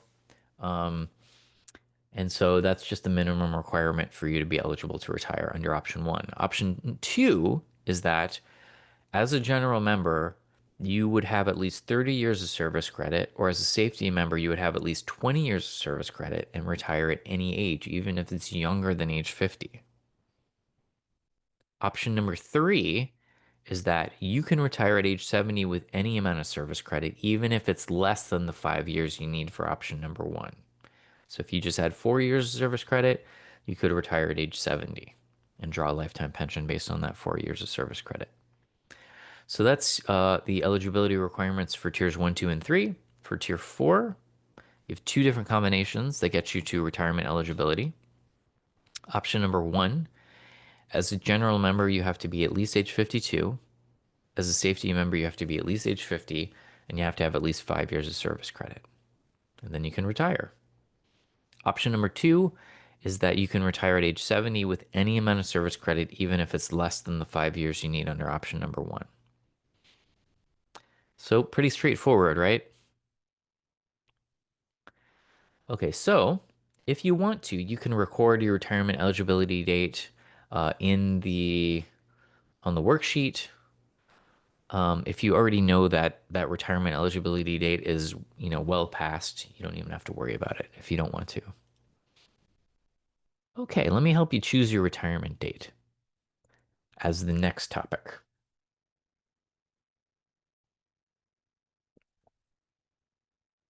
When choosing your retirement date, because this is a date that you choose, we don't tell you when to retire. You tell us when you're ready to retire. There's five things that you're going to want to think about. Okay, so this is the retirement date, the date that you're choosing. Six things that you want to think about. Five and six are kind of related. So we're going to talk about each one of these. Will you have enough income to retire? We'll talk about the age factor percentage, cutoff dates, cost of living adjustment, if there's a conflict between the age factor dates and the COLA, and then we'll talk about finally setting that retirement date and avoiding a couple of the pitfalls that are pretty easy to avoid.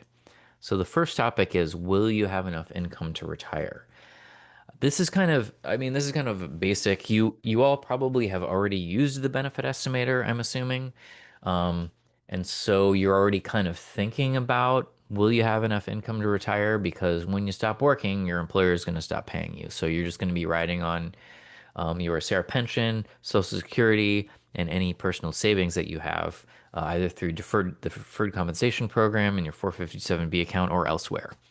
And you could also, if you really want to get detailed, you could add up all your post-retirement expenses and compare, once you've added up your Acera pension, your Social Security, and any disbursements that you might take from your deferred compensation account, whether that's enough to pay for your post-retirement expenses. Or the shorthand way to do it is to see if your income all combined will help you achieve 80% income replacement. So basically, financial planners say that you're going to need 80% of the income that you were making as a working employee. You're going to need 80% of that in retirement to maintain your standard of living. So we actually do have an article on this that helps you walk you through that. And in fact, let me show you our homepage, acera.org. If you scroll down to this berry colored section, um, this is all stuff for you all who are getting ready to retire. If you go to prepare to retire, this actually takes you into the full section where it has all of the stuff that we want you to go through, and there is a post right here, estimate your retirement income, and it walks you through this step by step. It gives you links to log in to get your Sarah pension estimate using the benefit estimator, go over to Social Security, get an estimate, log into your 457B account, see how much money is in there, walks you through some calculations, gives you some calculators and worksheets that you can try out as kind of like a bonus. Okay. So I won't belabor that topic because you all have probably already thought about that. Okay, number two thing that you want to think about when choosing your retirement date is probably, in a lot of cases, going to be these age factor percentage increase dates. Okay. So we're kind of returning to that topic from the first half of the presentation, the age factor percentages. If you recall, I mentioned that your age factor percentage increases with every quarter year that you age. Okay. So, for example, if your birthday is January 15th, your age factor percentage goes up when you age a quarter year, which would be at April 15th, July 15th for the next quarter, October 15th for the next quarter. Okay. So if you are someone who has not yet reached the maximum age factor percentage for your tier, that means every quarter year you age, your age factor percentage is going up. So let's say that your birthday was January 15th and you were thinking about retiring maybe on July 14th. Well, you can kind of see why you might not want to do that. If you wait one day to retire July 15th, you get a slightly higher age factor percentage. And that's the case with all of these. You just got to retire at least on or after that day. You got to pass that day to get that higher age factor percentage. Okay.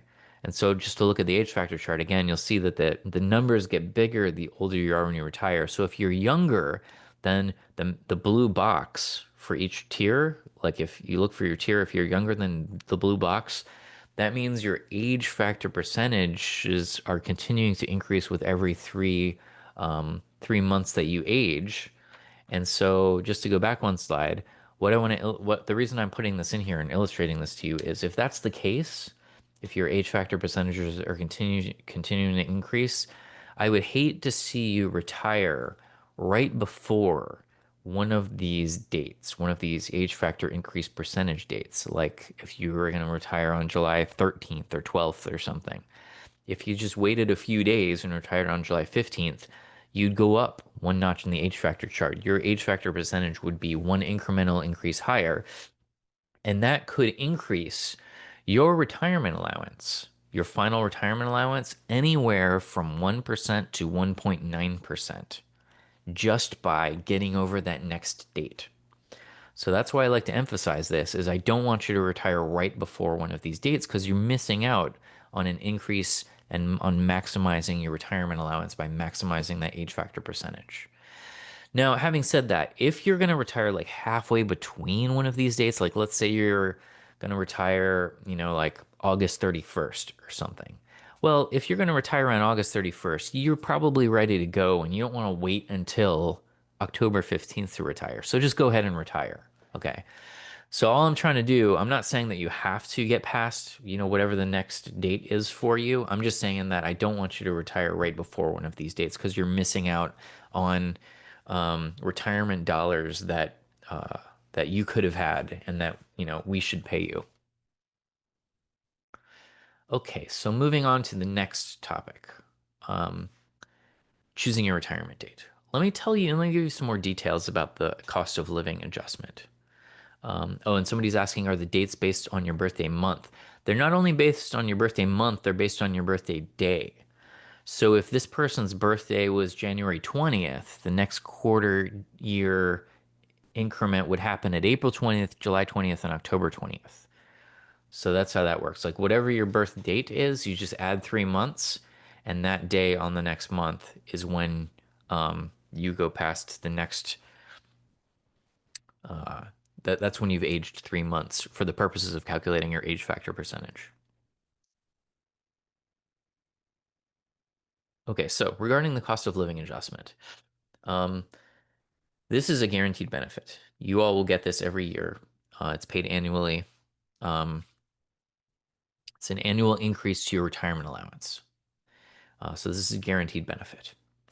It's calculated annually based on the percent increase in the CPI for the San Francisco Bay Area. That's basically just a measure of inflation that the Department of Labor does. They say like prices go up from December to December, a particular amount, or prices went up. They're looking into the past from December to December, a particular amount. Um, and so whatever that amount is for December to December, that's what the COLA becomes for the next year. That's what the increase becomes for the next year. And it's posted on April 1st for all members who are retired as of April 1st. So the reason I tell you about the cost of living adjustment now in the context of the discussion about choosing your retirement date is that a lot of people will be targeting making sure that if they're going to retire in the spring, they're going to retire on or before April 1st rather than slightly after April 1st. So they don't miss the cost of living adjustment. So that is another way to maximize your retirement allowance is to make sure that if you're retiring in the spring, you don't miss out on the cost of living adjustment. So you would want to retire on or before April 1st. So you can retire April 1st, you can retire March 31st, you can retire March 15th, March 1st. If you're already going to retire in the spring, it's just that if you retired on April 2nd or after, you would miss the cost of living adjustment for that year, and then you would get next year's cost of living adjustment on April 1st and every April 1st thereafter. Okay. So there's nothing that's like magic about retiring on April 1st or in March. It just happens that people who are already going to retire in the spring, who may have retired in April or May, will dial it back to April 1st or before because they'll make more money retiring April 1st or before because that cost of living adjustment kicks in immediately. And that's why March is our biggest retirement month and April is our least big retirement month. So if you're going to retire earlier in the year, like January, October, August, July, whatever, you don't really have to think about this date as something that you're targeting, regarding choosing your retirement date. It's just if you are already going to retire in the spring, you might want to make sure that you get that cost of living adjustment in there. Okay, now I did say that the CPI increase from December to December would become the cost of living adjustment with the caveat that the law tells us that we can only give you a maximum limit cost of living adjustment each year based on your tier. This is another difference between the tiers. Tier 1 and 3, the maximum COLA is 3% increase. For tiers 2 and 4, the maximum COLA is 2% increase. Okay. So you may be asking yourself, what happens to any of the extra inflation percentage points since Sarah can only pay you um, there's these maximum limits. So let's say the CPI went up 5% from December to December, and we can only pay you the 2 or 3%. Well, what happens to the extra percentage points? Well, we will actually save those percentage points for you in the future. We'll keep track of all of them. It's kind of loosely called a COLA banking. It all happens automatically. You don't even have to think about it. But if next year rolls around and inflation is only 1%, we'll give you the 1% and we'll take percentage points out of your COLA bank to get you up to your maximum limit. So the bottom line there is that if you've been retired at least for a few years, you tend to have banked percentage points and you just tend to get the maximum 2 or 3% every year there on after. Okay, somebody's asking, okay, we already answered that one. Somebody's asking, does the increase due to the are you asking about the increase? I missed when this was asked. Are you asking about the increase for the age factor percentage or the COLA? Because the question is, does it give you a whole percentage or a fraction? For the cost of living adjustment, it can be a fraction. I think they calculate it down to 0.5%. So it's rounded to 0.5%. So the COLA could be like 1.5% or 0.5%. For the age factor percentage, those percentages are a little loose. It all depends on which age factor you are you're hitting. I said the range is 1% to 1.9% increase, and it's all the the incremental increases in the tiers don't make any sense to me. Like why they did those exact ones. So it could be anywhere from 1 to 1.9% increase. Yeah. Okay, so next topic 4, regarding choosing your retirement date. So this may apply to a few of you. Some people will find that they're planning to retire in the spring, and it just so happens, based on the date of their birth, there is a conflict between the age factor percentage increase and the COLA increase. Okay. So if you were in that case, here's how you decide which to go with. Okay. So the example is that your birthday is January 15th, and you are a member who has not yet reached the maximum age factor percentage for your tier. So that means that you are still continuing to increase your age factor percentage every quarter year that you age. And you are considering retiring in the spring.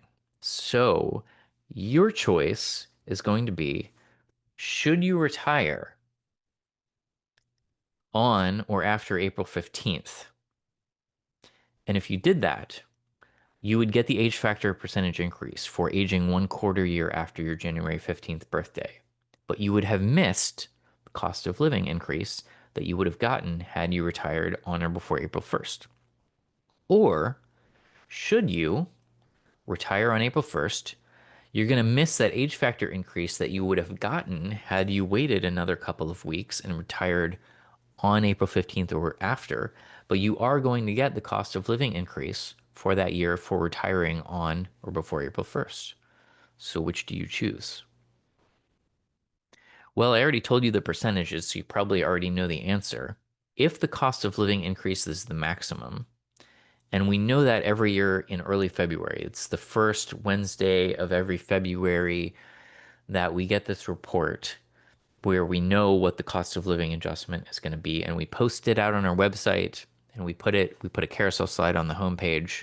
If the cost of living adjustment is the max, you're probably going to want to go with the cost of living adjustment because you would get a 2 to 3% increase from that versus waiting that couple of weeks, retiring April 15th, you would only get a 1 to 1.9% increase from the age factor percentage. You don't have to take my word for this. You can actually do two different benefit estimates for this. And the way that you would do it is you log into your account, go to the benefit estimator, do an estimate for the this retirement date. If we're sticking with this example, it would be April 15th. You do the estimator. It will calculate the age factor increase for you, and you just look at how much it's going to pay you every month for the rest of your life. Then you do a second benefit estimate for April 1st. Okay. Now for this one, you're going to have to do a little math. You see what it's telling you your benefit estimate is going to be, and you multiply that by the cost of living adjustment increase.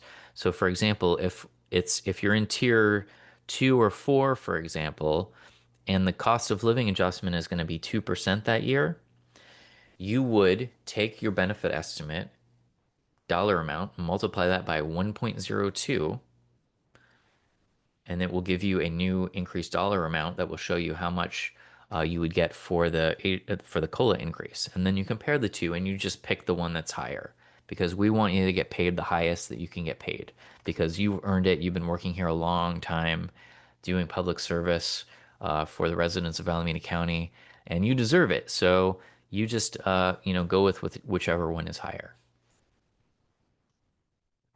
Okay. Last two topics, 5 and 6, on choosing your retirement date. When it comes down to what your retirement date is actually going to be, if your plan is to go straight from active work into retirement, so that we will do that sick leave conversion for you automatically, so you get a little boost in your service credit, you're going to want to be particular about your last day of work and your retirement date, just to make sure that everything stays so that we can do that conversion for you. If you're going to defer your retirement, which means that you stop working and you don't retire immediately, let me see, do you have to worry about this? You don't really have to worry about 5 and 6. Okay. This is only if you're trying to go straight from active work into retirement so that we do the sick leave conversion for you. Okay. The way that what you're going to want to do is have your last day of work, your last day on payroll, be the day before your retirement date. Or another way to say it is your retirement date, your first day of retirement, should be the next calendar day after your last day on payroll, your termination date. Okay. And the way that you do this is that when you submit a letter of resignation to your employer, this is the date that you tell them you're resigning, whatever day it is for you. Okay.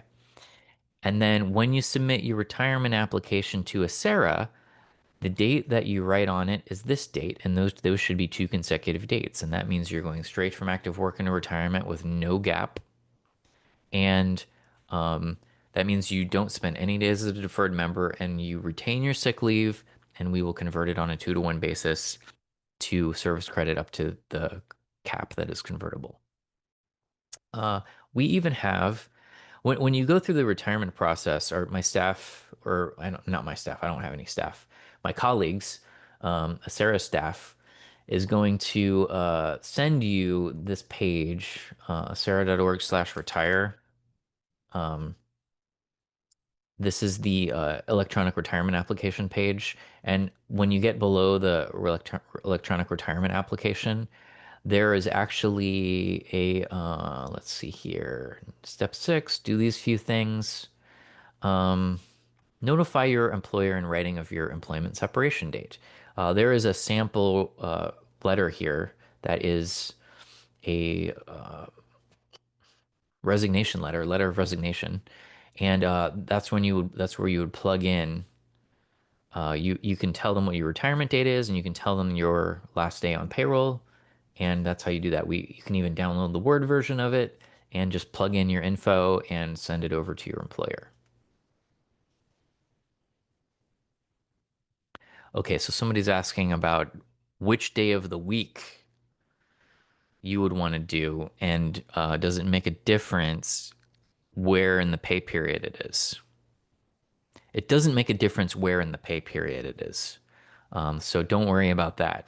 What does make a difference is that this is the final slide on this topic, choosing your retirement date, that you want to retire on a day after you're scheduled to work. So you should be for your retirement date, you should be on schedule to work the day before. Okay.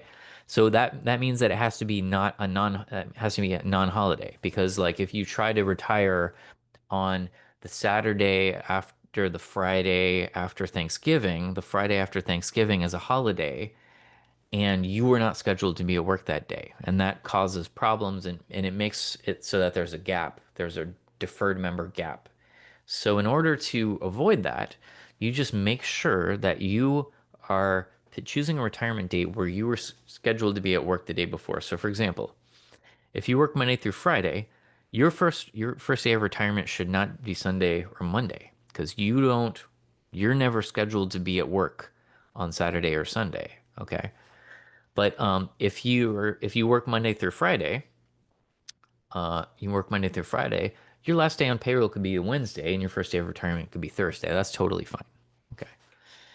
And then, sorry, moving forward. What this also could mean for some of you, especially if you're in law enforcement or if you're in healthcare, is that, from my understanding, is that a lot of you do not have regular schedules, uh, or you don't know your schedule that far in advance. So you might want to pick a retirement week instead of a retirement day. And then when it gets closer to your retirement week, when the schedule is posted, you see what what days you are actually scheduled to work, and then you make sure that your retirement date is actually a day after scheduled to work. And that's how that works. Any questions on that?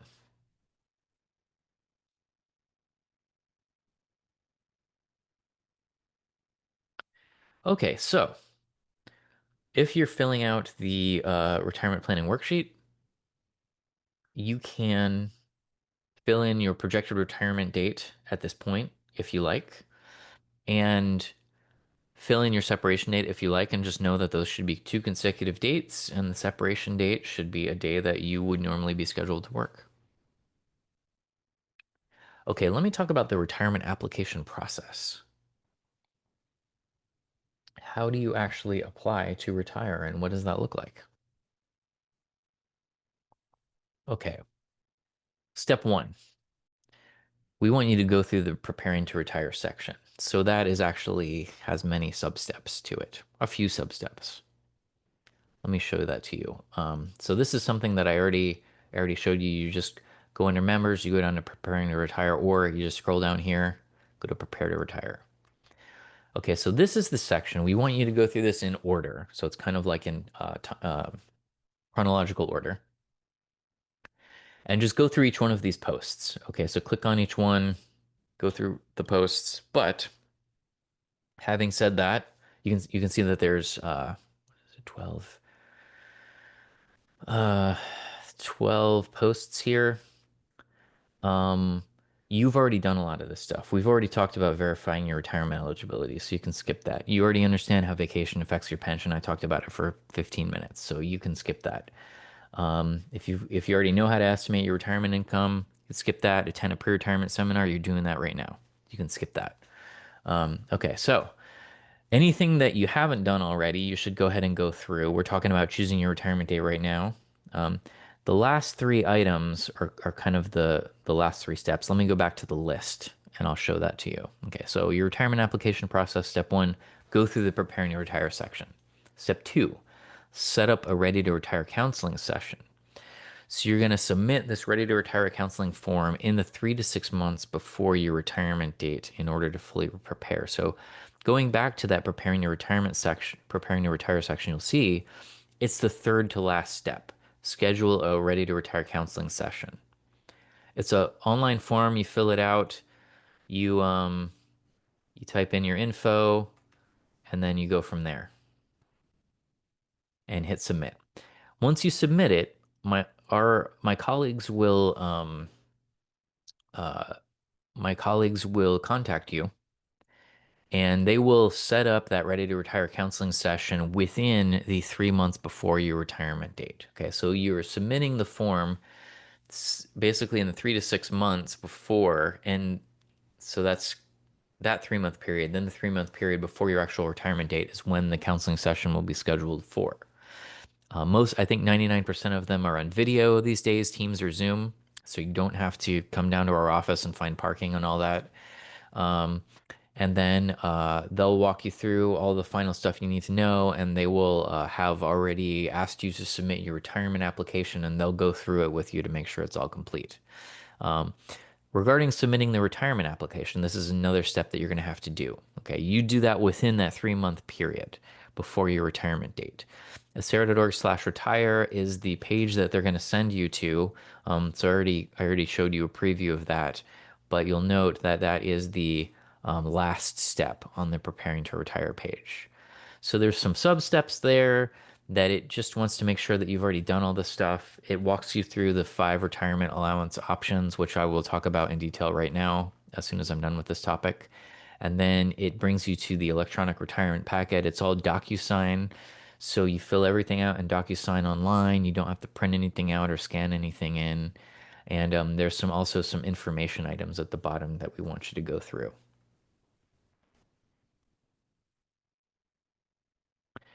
On your retirement application, you're going to do a few primary things. One is that you're going to specify your retirement date with Acera.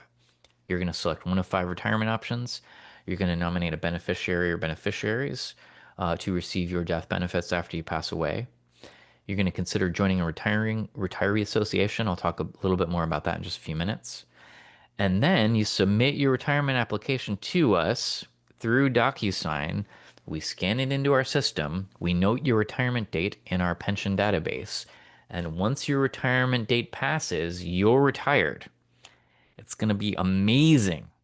You've earned it. You've been working a long career here, providing public service to the residents of Alameda County, and you have earned it throughout that long career. Thank you so much for your service. It's going to be an amazing retirement and you're going to enjoy it. Okay. So we love to see people retire from Acera here because it's our main thing that we do. Okay, so at this point, if you want to on your worksheet, fill in the date to submit your ready to retire counseling form. Take your retirement date, subtract 6 months, fill that in, and in fact, what I suggest is get your phone out, whatever method, whatever device, app, anything you use to give yourself reminders. Set yourself a reminder for that day, and that way you won't forget to do it. Okay, regarding joining a retiree association, there's a checkbox, a couple of checkboxes on the retirement application. You can join one or both of these retiree associations. There are two associations of retired employees of Alameda County. The first one is ACRE. It stands for Alameda County Retired Employees. They're affiliated with the SEIU Local 1021 Union. The dues are super cheap, $3 per month. REAC stands for Retired Employees of Alameda County. They're unaffiliated. The dues are an incredibly cheap $2 per month. Both of these organizations, their entire existence is both to advocate for retirees and to hold social events and provide news about retirement to their association members. So they publish newsletters, they hold luncheons. REAC holds a spring and fall luncheon. ACRE holds a holiday luncheon, and you can reunite with your past colleagues or make new friends. And they're both really good organizations. They come to all of our board meetings. I go to all their board meetings to make sure that we keep in very close contact with our retiree associations. And they just basically advocate for you to Acera. So it's just another avenue to get news about Acera and also to convene with your fellow retirees. There's more information on our website about both of those organizations. And all you got to do if you want to sign up for them is you can sign up for one or both. You just check the box on your retirement application, and we will take the dues out of your retirement check and send it over to them at your convenience. And regarding your retirement check, you can expect your first retirement check within 4 to 6 weeks after your last employer paycheck. In 99.9% of the cases these days, because we revamped the system probably going on 7 years ago, um, everyone gets their 100% payment right off the bat. We do your final retirement calculation right off the bat, start sending you your check every month for the rest of your life. There are a few people, if there's missing documentation or divorce orders pending, we'll still start issuing you checks within that first 4 to 6 weeks. It's just that we'll do an estimated 80% payment until we resolve the issues. Then we'll get you up to your 100% payment, and we'll give you any retro payments for any money we owe you. And then somebody's asking, do you talk about medical benefits or just the payments? We will definitely talk about all the medical benefits right after I tell you about the retirement allowance options. Okay, so on your retirement application, you have as one of the main things that you're doing, besides telling us your retirement date, you are choosing one of these five retirement options. There's five here. There's the unmodified option and options 1 through 4. Okay. Now you can't change your option later in retirement. I think the only scenario where you'd be able to do that is if you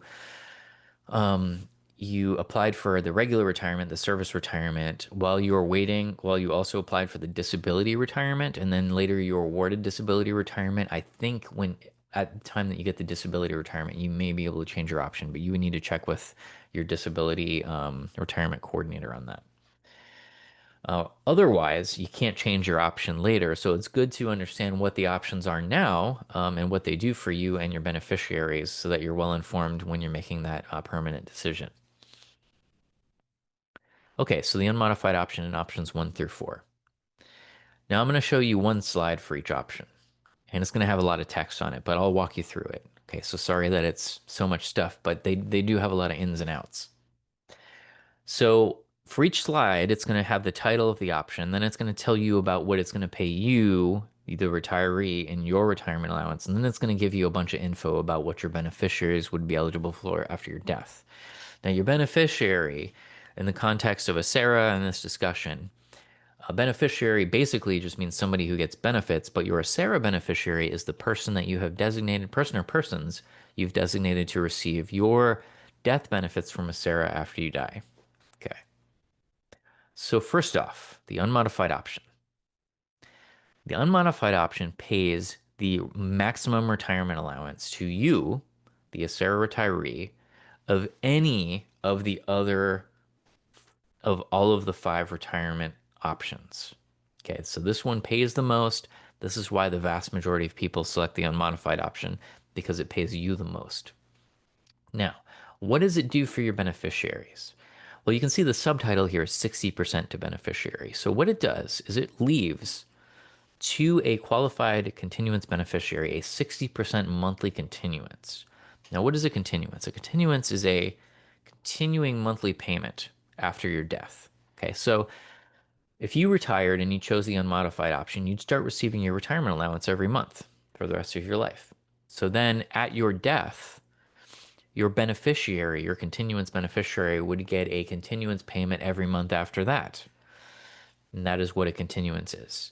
It would be 60% of the amount that you are receiving at the time of your death, unless you have a service connected disability retirement, then it would be 100%.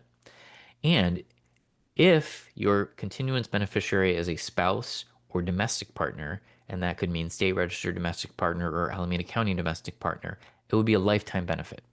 So they would get a monthly continuance for the rest of their life.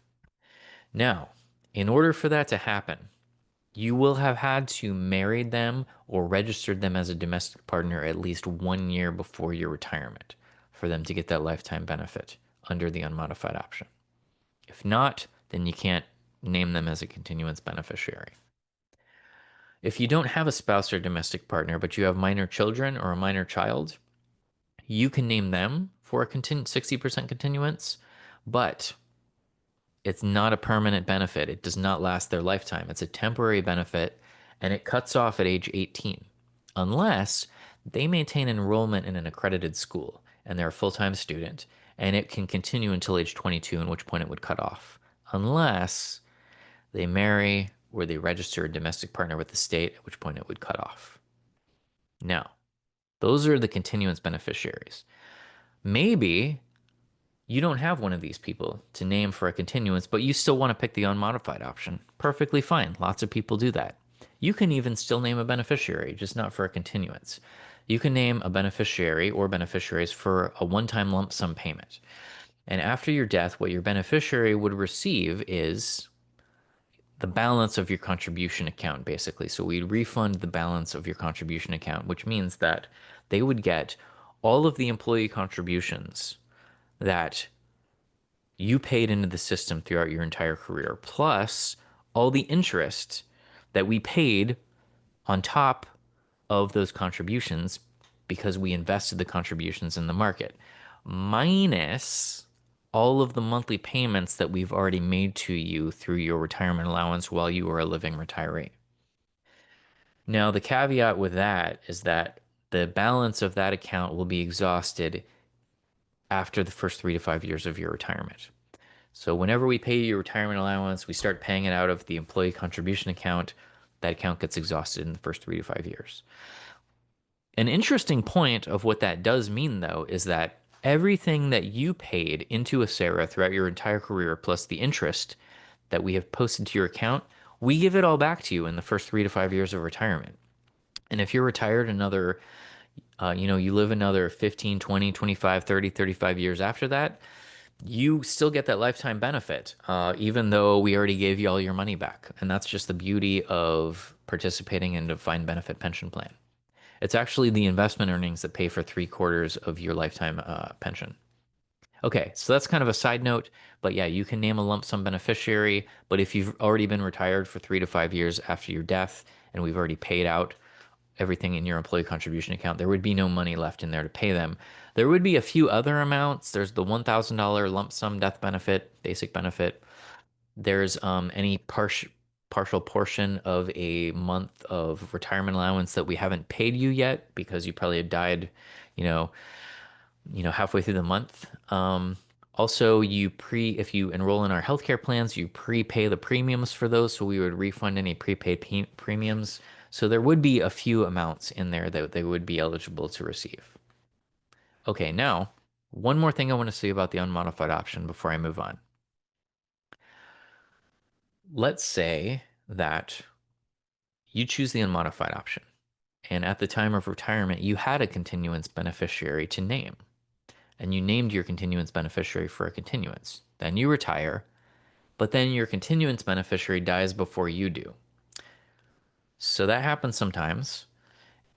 In that case, you cannot name a new continuance beneficiary. You can name a new beneficiary, but only for lump sum payments. And the reason for that is that there is a code section in the state law that would allow for you to name a new continuance beneficiary, but the county has not adopted it. So, and that also goes for if you're not married at the time of your retirement, for example, and you get married later in retirement, you can name your new spouse as a beneficiary, but not for a continuance, only for lump sum payments. Okay, so those are kind of the all the caveats of the unmodified option. Let me move on to option one. Option one is the only retirement allowance option that never pays a continuance to anyone ever. It's not even an option with option one. Because you'll note that the subtitle of option one is lump sum to beneficiary. So what this does is it, for your retirement allowance, gives you slightly less than the unmodified option. It's a very slight reduction than from what you would have received had you gotten the unmodified option. And then what it does, kind of the benefit here, the reason that people choose this is because you name a beneficiary for or beneficiaries for a one-time lump sum payment, and it extends the time that there is a balance left in your employee contribution account. Instead of the first 3 to 5 years after your retirement, it's the first 10 to 12 years after retirement. So somebody who was thinking about taking the unmodified option to get the maximum retirement allowance, but doesn't have a continuance beneficiary at the time that they retire, might want to consider option number one, because then you can name your lump sum beneficiary and it leaves a greater chance that there's a balance in your account to pay to your beneficiary after your death if you were to die within that first 10 to 12 years. Option number two is the next option. Okay, so this does kind of two main things. Instead of leaving a 60% continuance to your beneficiary, it leaves 100% continuance. So, whatever your retirement allowance was at the time that you died, including all of the cost of living adjustments that you've already received, your beneficiary gets that same amount for the rest of their life, including cost of living adjustments to their payment. That's the first thing it does. The second thing it does is it expands the group of people that you can name for a lifetime continuance to anyone. It doesn't have to be spouse, domestic partner, minor children. It can be anyone. It could be adult children. It could be a spouse that you've married less than 1 year before retirement, would be another reason that you might want to choose this. It could be, a friend. It could really literally be anyone. Okay. So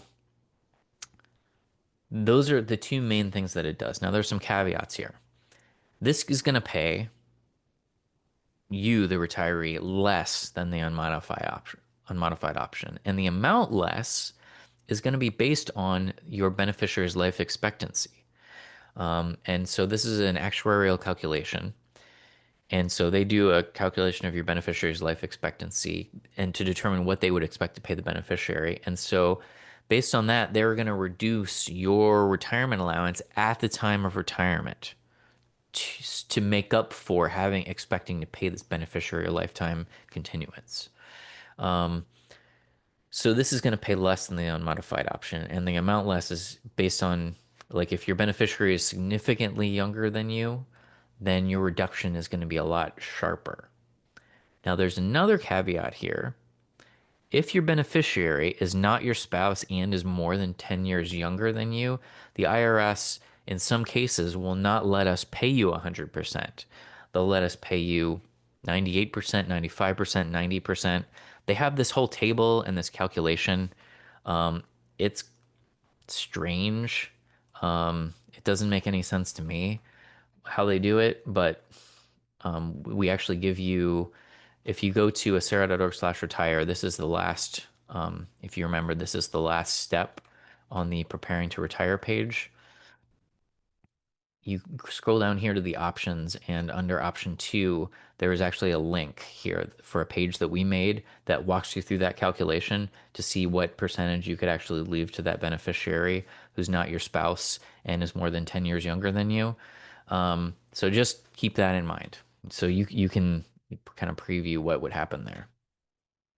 The last caveat that I want to mention is that if your okay, let's say you pick option two, you retire, you name your beneficiary for the 100% continuance, okay, at the time of retirement, and now you're retired. If your beneficiary dies before you do, again, you cannot name a new beneficiary for continuance. You can only name a new beneficiary for lump sum benefit. Also, we do not go back and recalculate your retirement allowance because your beneficiary did not live out their actuarial life expectancy. So whatever your retirement allowance is at the time of retirement that we calculate it to be, in all cases, that's what it's going to be for the rest of your life plus cost of living increases. Anything else I want to say about that? Okay. That's option two. Now we got two more options to go, option three and four. So option three is subtitled 50% to your beneficiary. Now this one's pretty easy. This is the exact same thing as option two, but it just pays the beneficiary less. It pays 50% continuance instead of 100% continuance. Again, you can name anyone as a beneficiary for lifetime continuance. It will be 50% of whatever you were getting paid at the time of your death. Now, because this is paying the beneficiary less, it's going to pay you more in your retirement allowance. So, and that 100%, that IRS thing doesn't apply to this one. And then all the other caveats apply. Option four. This one is interesting because it gives you a lot of latitude to decide what you want to leave as a lifetime continuance to your beneficiary or beneficiaries.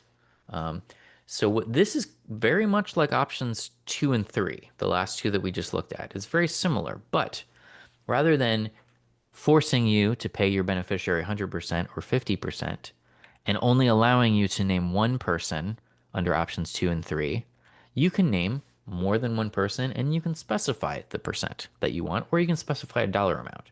So, for example, here are some things that you could do with this. If you have two adult children, and you want to leave a continuance to your adult children, well, going back to the unmodified option, you can't leave a continuance to adult children. Okay. Going to option one, there is no continuance. Option two, you can only name one person. Option three, you can only name one person. Okay, so you could leave a continuance to two adult children. Now it could be the percentage has to add up to no more than 100%, but it doesn't have to add up to 100%. You could, if you if you wanted to leave them 40% each, you could do that, 30% each, 20%. The reason that you might leave them less is because when you have us do the calculation, um, if you're leaving them more, it may reduce your retirement allowance to something that does not allow you to maintain your standard of living. So this is very important. This is just kind of a side note that I like to point out. A lot of people will have the really beautiful intention of leaving an adult child a lifetime continuance after their death. Okay. So that's a beautiful gift. Another beautiful gift, an alternate beautiful gift, is to give to your children your financial solvency for the rest of your life so they don't have to worry about you. They don't have to worry about having to help you out in your retirement. So just make sure that when you're choosing your option, you're leaving yourself enough to live on for the rest of your life. And then after that, think about leaving lifetime continuances to your beneficiaries. So in that case, you could even leave like, a 10% continuance to adult children if you wanted. And in most cases, your adult children already they have a lot of earning years ahead of them, and so they also have the potential to like earn their own way in a lot of cases. Not every case. Okay, so you could name a nephew for a 10% continuance, or a 70% continuance. So you could name an adult son for a 30% continuance and a nephew for a 10% continuance or a niece for a 10% continuance. So you can, do a lot of combos here with this option number four. So just going back to the retirement benefit estimate, now that I've explained the options, it probably will illuminate your retirement benefit PDF, your retirement benefit estimate PDF a little bit more. So now you probably understand what all the options do. And you'll note when you generate your estimated, I'm sorry, your retirement benefit estimate PDF, you'll note that the different things that I just described will show up on your estimate. You'll note that the unmodified option will be the largest estimated payment to you, lifetime payment to you of all of the options. You'll see that option number one, the beneficiary continuance is grayed out because it doesn't ever leave a continuance to anyone. You'll note that the beneficiary continuance for the unmodified option is 60% of the unmodified option. You will also note that for option two is going to pay a lot less than the unmodified option, but it's going to pay the exact same amount to the beneficiary after your death. And you'll note option three is going to be bigger than option two because it pays the beneficiary less, and the beneficiary's continuance payment will be half of your payment. Option number four, there are so many different permutations of what you can do that we have not been able to program that into our system as of yet.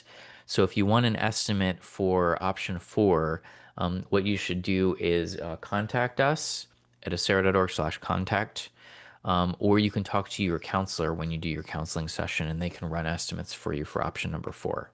And I think they can do that in real time when in your counseling session.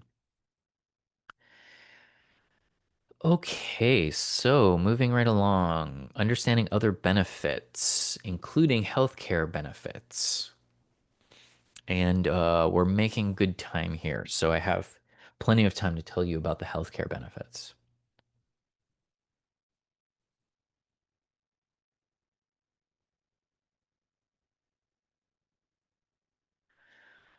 Mhm.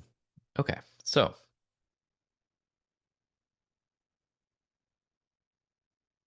what you're seeing here is a list of the non-guaranteed benefits that Acera offers. Now, these are in contrast to what we've been talking about up to now, which has been about guaranteed benefits like the retirement allowance and the cost of living adjustment and the death benefits. This is a set of extra benefits that at some point in the 80s, Alameda County decided that they would start this reserve fund under the special code section of the state law. And Acera would administer the reserve fund. It's called the Supplemental Retiree Benefit Reserve. And what it does is it provides extra money to Acera retirees to pay for the costs of these extra type of benefits that you are going to you're going to need anyway in retirement, like healthcare benefits. Okay, and so it provides a subsidy for healthcare benefits. Now, Acera's Board of Retirement administers this fund, and these are not guaranteed benefits. These are subject to there being money in this fund. But what the Board of Retirement does is they hire an actuary to track the fund. So they see how much money is going out, they see how much money is coming back in, and they give us a prediction of how sustainable the fund is based on how many years it's going to last in the future. And the board has this whole system of making adjustments if the sustainability is looking a little bit low. And so their whole goal is to make sure that these type of benefits are available into the future. So currently, the fund is considered extremely sustainable. You can read more about it if you want to at acera.org/SRBR, and it will give you info on that. We're about to send our annual report to you in the mail, and it has some info about the sustainability of the SRBR in there. Okay, so because the board wants to keep this sustainable, they set up a qualification system for who gets to partake in these subsidies. And it's based on years of Acera service credit that you need to qualify for the subsidies. And you'll note there are five benefits here. Supplemental cost of living adjustment is the only one that doesn't require any years of service credit. All the rest start at 10 years of service credit. Okay, so that's just something to note when you're planning out your time that you're leaving your job is if you're trying to leave and you have about 9.5 years of service credit, maybe for example, maybe you want to stick around another 6 months, get over the 10-year mark, because this is going to pay you a medical subsidy, which is called the monthly medical allowance. So the first level of medical subsidy, and then you would get your dental and vision paid at 100%.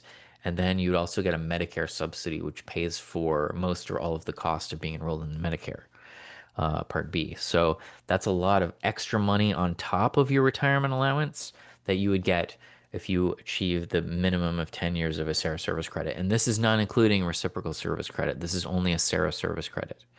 And you'll see that the monthly medical allowance has two higher levels where it gives you a higher subsidy if you achieve 15 or 20 years of Acera service credit. So let me tell you more about each one of these. And I'll start with the monthly medical allowance. And the idea here between the monthly medical allowance, the dental subsidy, and the vision subsidy is that when you retire, you are going to stop being on your employer's plans. And so Acera offers you the ability to enroll in group um, and individual medical plans and also group vision and dental plans. And if you qualify, we also will subsidize you being enrolled in those plans. Okay. So here's how the monthly medical allowance works. Again, it's a non-guaranteed benefit. This offsets the costs of being enrolled in an Acera sponsored retiree medical plan. So you can't use it for any outside plans, it's only Acera plans. We have two different types of plan options. We have group plans, in which case it subsidizes your monthly premiums. The premium is the monthly cost of being enrolled in the plan that you pay to the plan, that you pay to the like the health insurance carrier. Individual plans is the second type category. And for individual plans, the monthly medical allowance not only subsidizes premiums, but it also subsidizes co-pays, deductibles, and other IRS approved medical expenses. The amount of the monthly medical allowance is set annually by Acera's Board of Retirement. You, the retiree, are responsible for any costs exceeding the monthly medical allowance amount. And you'll see in a few minutes when I show you what all the dollar amounts are that if you're not yet Medicare eligible, you're going to have to the monthly medical allowance doesn't quite cover the cost of the premiums. And so then you would be responsible for paying the rest. And the monthly medical allowance is only for you, the Acera retiree. It doesn't subsidize your beneficiaries, survivors, former spouses, dependents, but you can enroll them in the plans. It's just that the monthly medical allowance only subsidizes your cost of being enrolled in the plan. Okay, so here are the monthly medical allowance amounts for 2025. And actually, I should go ahead and update the slide because we have approved the 2026 monthly medical allowance amounts. And there was a 3.75% increase to these amounts for 2026. So I'll probably be updating the monthly medical allowance page on the website, acera.org/MMA, probably this week or next week with those amounts. But for 2025, if you retire in 2025, you'll see that the full monthly medical allowance amount is $662.37. So that's the subsidy amount that you would have per month to pay for your being enrolled in one of Acera's medical plans. If you have at least 15 years, you would get $496.78 per month. And then if you have at least 10 years, you would get $331.19 per month. And below 10 years, you're not eligible for the monthly medical allowance. Okay, now what I'm going to do is show you the plans, what the premium amounts are, and you can see how much of the premiums the monthly medical allowance is going to pay. So, what you're seeing here is a table of our medical plan options. It's divided into two categories. We have non-Medicare plans over here and Medicare plans over here. And the way that works is that when you turn age 65, that's when you will first be eligible to enroll in the federal government's Medicare system, which is their medical insurance system where they subsidize most of the cost of your coverage at age 65. Okay. So if you're age 65 or older and you want coverage through a Sarah, what you would be choosing is the Kaiser Permanente Senior Advantage Plan or a Via Benefits Medicare Exchange Plan, which is an individual plan, which provides a higher level of coverage than Medicare alone. You don't have to do it. You can just take the plain old Medicare. But if you do enroll in one of these, it provides you a higher level of coverage. Now, if you're not Medicare eligible, we offer non-Medicare eligible plans through Kaiser Permanente, United Healthcare, and Via Benefits. Okay. Our open enrollment is November of each year. And that is your opportunity to make changes to your coverages. It's the whole month of November. Um, but you don't have to wait until November in retirement to get in one of our plans because retiring is a qualifying event and we'll put you right in one of the plans with no gap in coverage between your employer coverage and your new retiree coverage. Okay. So what I will do is explain the group plans first. I'll show you the non-Medicare eligible plans first. Then I'll show you the Medicare eligible group plan, and then I'll talk about the individual plans through Via Benefits all together because it's more efficient that way. And then somebody's asking, can I switch plans when I retire? For example, if I have UHC, when I retire, can I elect Kaiser? Um, so there, so this is interesting.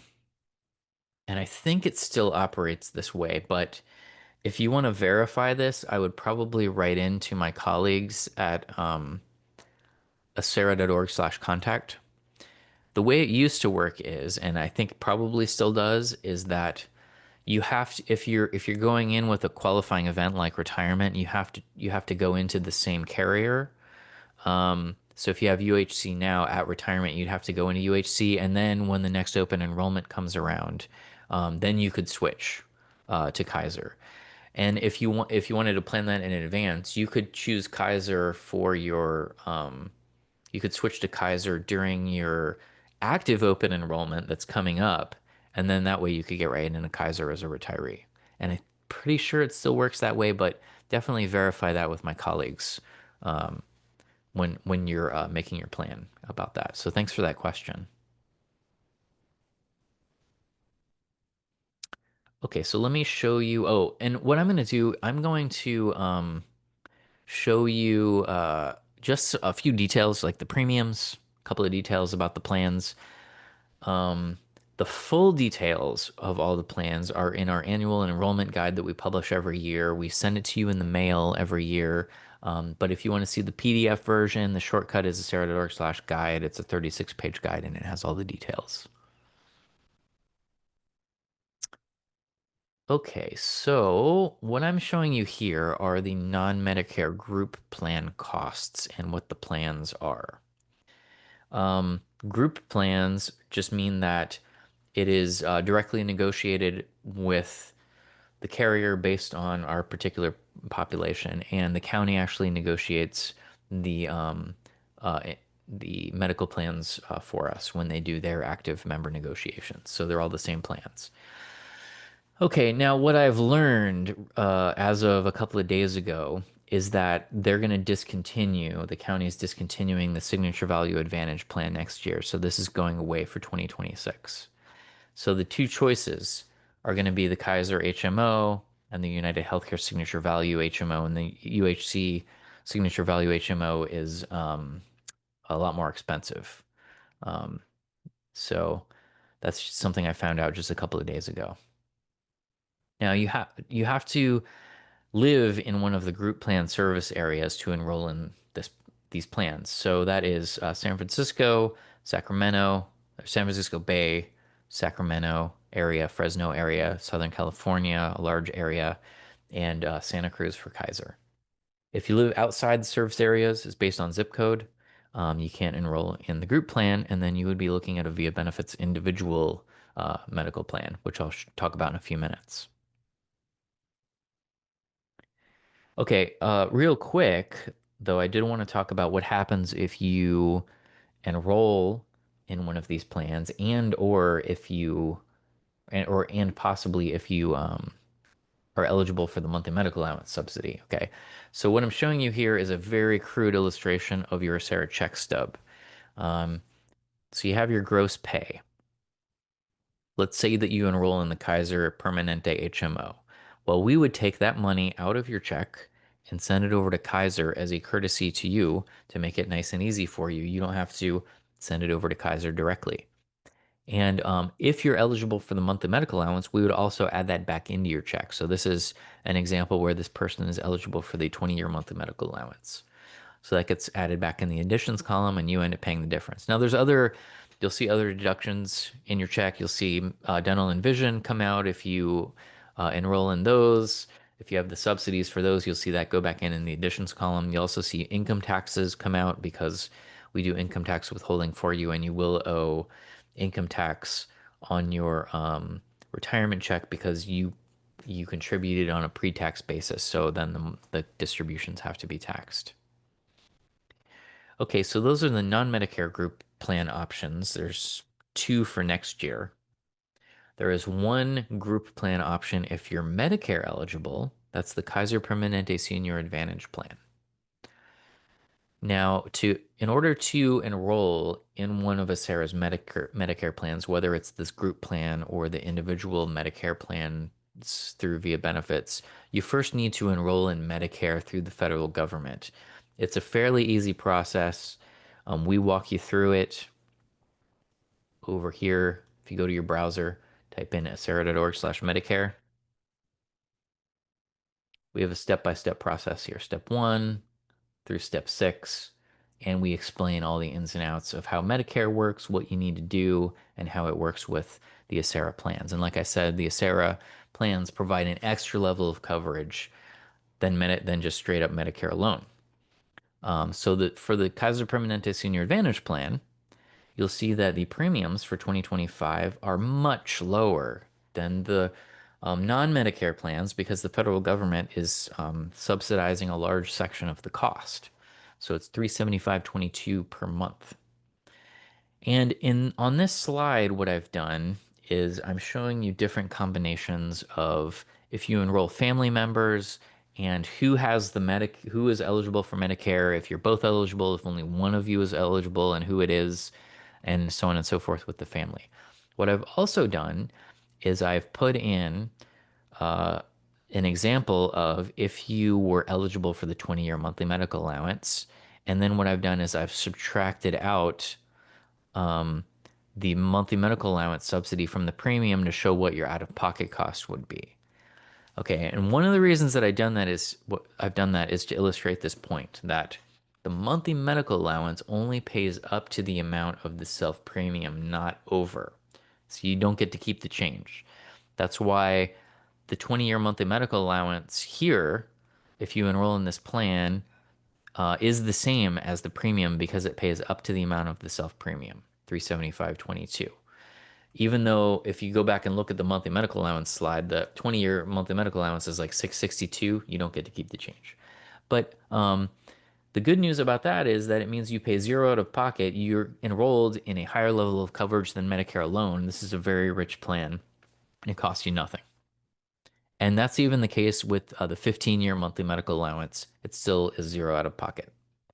And then you can see what the different out-of-pocket costs are in different combinations. And then somebody's asking, is there a higher percentage of the medical paid if you're over 30 years of service time? There is not. So the only different tiers, basically, or different segments of layers of amounts that the monthly medical allowance pays are based on 10 years of service, 15 years, and 20.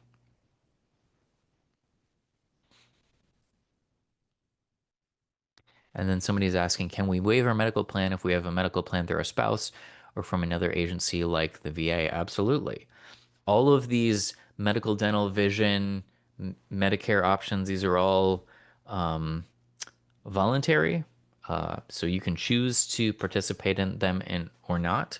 If you do get a medical plan through your spouse or another agency like the VA, you can't use the monthly medical allowance to pay for it, but it could be that it's still cheaper, even without our subsidy, than it would be for you to take our plan with the subsidy. So just go with whichever is cheaper and provides you the level of care that you're looking for.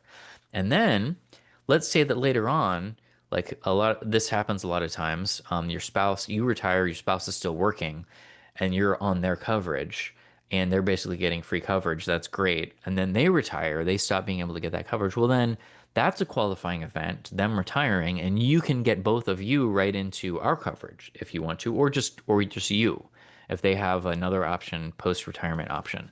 So you can do that at the time that they stop working, or you could do that in the next open enrollment. Somebody's asking, since the 2025 monthly medical allowance amount is about 500, then is the 75% applied to that or the monthly premium? So I'm assuming that you're talking about the 15-year monthly medical allowance amount, which is 496.78. So the way that it would work is that it's applied to the monthly premium. So you would have $496.78 to pay for your medical costs. So if you're not yet Medicare eligible, and let's say that you choose the Kaiser Permanente HMO plan, you would see 109 1097.88 come out of your check, and you would see what was it? 496.78 go back into your check, and you would pay so you end up paying the difference. You would end up paying another, basically $600 for your health insurance. So you're Medicare eligible. Okay, so then if you're Medicare eligible, then it's different. If you enroll in the group plan through Kaiser Permanente, you would get your self care for free, basically. The self medic, the self, if you just enrolled yourself, your premium would be 375.22 and your monthly medical allowance would be 375.22, and you do not get to keep the change. Now, the time when you do get to keep the change is if you enroll in an individual plan through Via Benefits. So that's actually a good segue into the Via Benefits discussion. Okay, you're saying you have 18 years of service credit. So yeah, that means that you would be looking at a 496.78 monthly medical allowance because you have 15 to 19 years of service credit, 496.78. But if you enrolled in the Kaiser Permanente Senior Advantage plan, your monthly medical allowance would just be 375.22 because it does not pay more than the self premium, but you have zero out of pocket. Now, if you enrolled in an individual Via Benefits plan, um, you would get to keep the change to use for deductibles, co-pays, and other IRS approved medical expenses. So let me talk about that a little bit. Okay, so I showed you the non-Medicare group plan options and the Medicare group plan option. Let me talk about individual plan options. So this is where Acera does not have a contract directly with a carrier, but instead we have a contract with this company called Via Benefits to link you up with an individual medical insurance plan. Okay, so first off, let me tell you who can enroll in an individual Via Benefits medical plan. If you're not yet Medicare eligible, you have to live inside the United States, but you also have to live outside of Acera's group plan service areas. So that means that if you live in the Bay Area, and you want medical coverage through Acera, you have to choose the Kaiser or United Healthcare non-Medicare plan. But if you live up in Redding, if you move up to Redding, that's outside the service area for those plans. You cannot choose either one of those plans, and that would be when you could choose the Via Benefits individual plan. So that's for non-Medicare eligible people. Now, if you are Medicare eligible, all you got to do is live anywhere in the US and all you got to do is enroll in Medicare, parts A and B. So you could live in San Leandro, and then you're choosing between the Kaiser Permanente Senior Advantage Plan and an individual Medicare plan through Via Benefits. Okay, so what is Via Benefits? Via Benefits is basically a giant insurance broker. They call themselves a private health insurance exchange, which is kind of how they operate. They have direct contracts with 100 plus insurance carriers. They offer thousands of plans through those insurance carriers, but they're not the ones offering them. They're just basically linking you up directly with those insurance carriers. They're helping you choose a plan among thousands. Okay. So the service area is nationwide. You can enroll over telephone or on their website. If you do call them to enroll, you will talk to a certified salaried non-commissioned benefit advisor. And I say all that because they don't get a certain percentage more based on putting you in a certain carrier versus another one. They're non-biased regarding the carriers. They're just trying to narrow all the plans down to what's right for you. So what you do when you call them is you tell them where you live or where you're going to move to. You tell them what level of coverage you're looking for, how much money you want to spend. You can even come prepared with a list of doctors you want to see to make sure that they're in network for the plans that you want. You could come with even a list of prescription drugs that you need, and they can help make sure that your prescription drugs are covered because they have a whole software tool that narrows down the plans to give you the least expensive plan, the most modestly priced plan for all of those different variables that you need.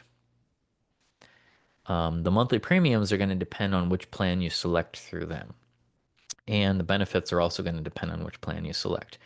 And the monthly medical allowance not only will pay for the premiums, but it also pays for deductibles, co-pays, and other IRS-approved medical expenses. So for these plans, you do get to keep the change to help pay for those additional costs. Now, the way that the monthly medical allowance is provided to you works a little bit differently than with our group plans. With the group plans, it's very easy. We know who all is in what plan because there's only 3 plans. For the Via Benefits plans, there's so many different plans that it's way more efficient to let them run the reimbursements, basically, let them pay you the monthly medical allowance dollars. So, how this works is that if you're eligible for the monthly medical allowance and you enroll in an individual plan through Via Benefits, they will connect you directly with an insurance company. Let's say you enroll in a Blue Cross Blue Shield plan. Um, so, a, so here's a Sarah. What we will do is we see that you're eligible for the monthly medical allowance. So we will take your monthly medical allowance dollars and we send them over to Via Benefits. Via Benefits will deposit them in this health reimbursement account. That's your individual health reimbursement account. That's what HRA stands for. And they will sit there and wait for you. Okay. And then you contact Via Benefits, you enroll in a plan. They will enroll you directly with an insurance company. So you will start paying that insurance company directly out of your bank account for your monthly premiums. Okay. Now you're out some money. Okay, then now you have insurance coverage. You're going to go visit the doctor. There's probably going to be a copay. So you pay the doctor the copay. Okay, you're out some more money. So what you do is you submit reimbursement claims back to Via Benefits, and they'll pay you your monthly medical allowance dollars from your health reimbursement account to make you whole, for what you're eligible to be reimbursed for. They will help you set up a lot of this stuff to happen automatically and electronically. So they will help you set up recurring payments to the insurance company so it happens automatically. You don't have to think about it. And also recurring reimbursements for the premium. So you don't have to submit a bunch of reimbursement claims. You will have to submit reimbursement claims for like copays and things like that. But they have a cell phone app, a smartphone app that helps you do that, and you can also do that through their website. Okay, now, one more thing I want to say about the monthly medical allowance is that Oh, and this might have been what that earlier question was referring to. For the people who are Medicare eligible, who get an individual medical insurance plan through Via Benefits, what a Sarah what a Sarah's board has found is that those plans are so inexpensive for the level of coverage that they give that the board decided in order to keep the SRBR sustainable, they would offer a slightly lower set of monthly medical allowance amounts for just the Medicare people enrolled in individual Via Benefits plans. Now, if you're a non-Medicare person in a Via Benefits plan, you look at the other monthly medical allowance chart with the higher amounts. It's just for the Medicare people in Via Benefits plans, you're looking at this chart. But they do keep track of whether these dollars are adequate, and it's usually in 90+% of cases, these dollars are adequate to pay for a person's entire medical expenses, um, including the premiums, deductibles, copays, and other expenses. Okay, so that's the medical plans and the medical benefits. Let me tell you about the dental plans and dental benefits.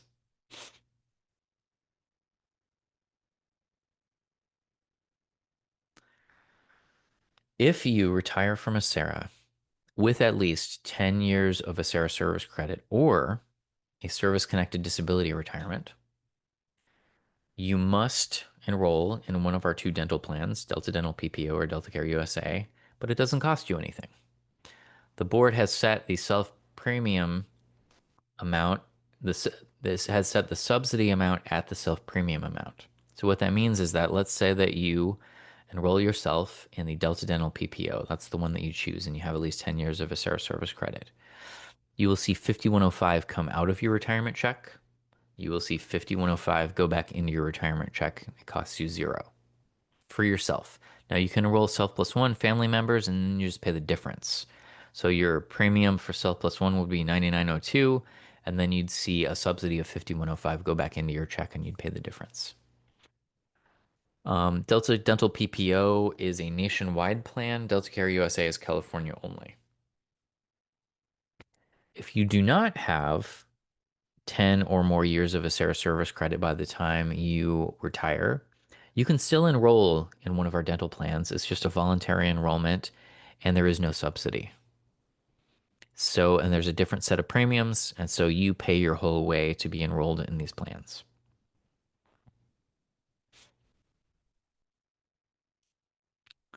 The vision plans. Vision is very similar regarding the mandatory enrollment and the 10 years. If you have at least 10 years of Acera service credit or service-connected disability retirement, you have to at least enroll in the VSP standard plan, but it costs you zero. The self-premium and the subsidy are the same amount, $4.63 for 2025. Now, you can buy up into the VSP premium plan, sometimes called the buy up plan, and you pay the difference between the amount of the premium and the $4.63 subsidy. The subsidy stays the same even if you go up to the premium plan. And again, if you have less than 10 years of Acera service credit, you can voluntarily enroll and there's a different set of premiums. Now, you if you look at our enrollment guide, you can see the difference between the two dental plans. You can see the difference between the VSP standard and premium plan. There's a comparison chart. For example, one difference I know is that with the premium plan, you get frames every year versus I think it's every 12 months versus every 24 months with the standard plan. Okay, so those are the first three benefits and subsidies: medical care, dental care, vision care. Um, so let me talk about the fourth subsidy called the Medicare Part B reimbursement plan.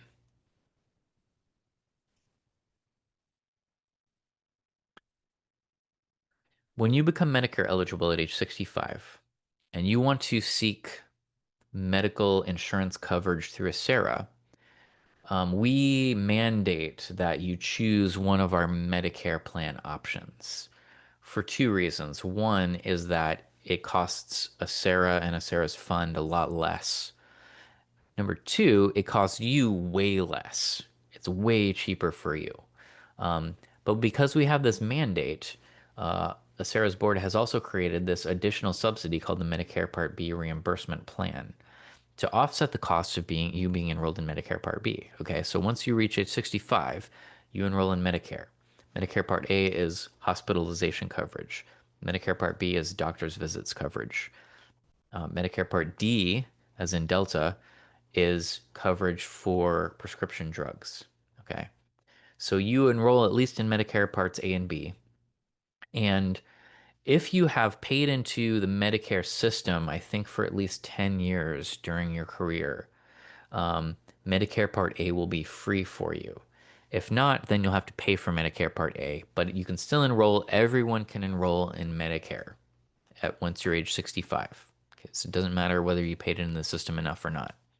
Now, for Medicare Part B, for everyone, there's a cost. The lowest cost that anyone pays for Medicare in 2025 is $185 per month to the federal government Medicare system. There are higher costs, higher charges if you have higher incomes, and they charge you what's called an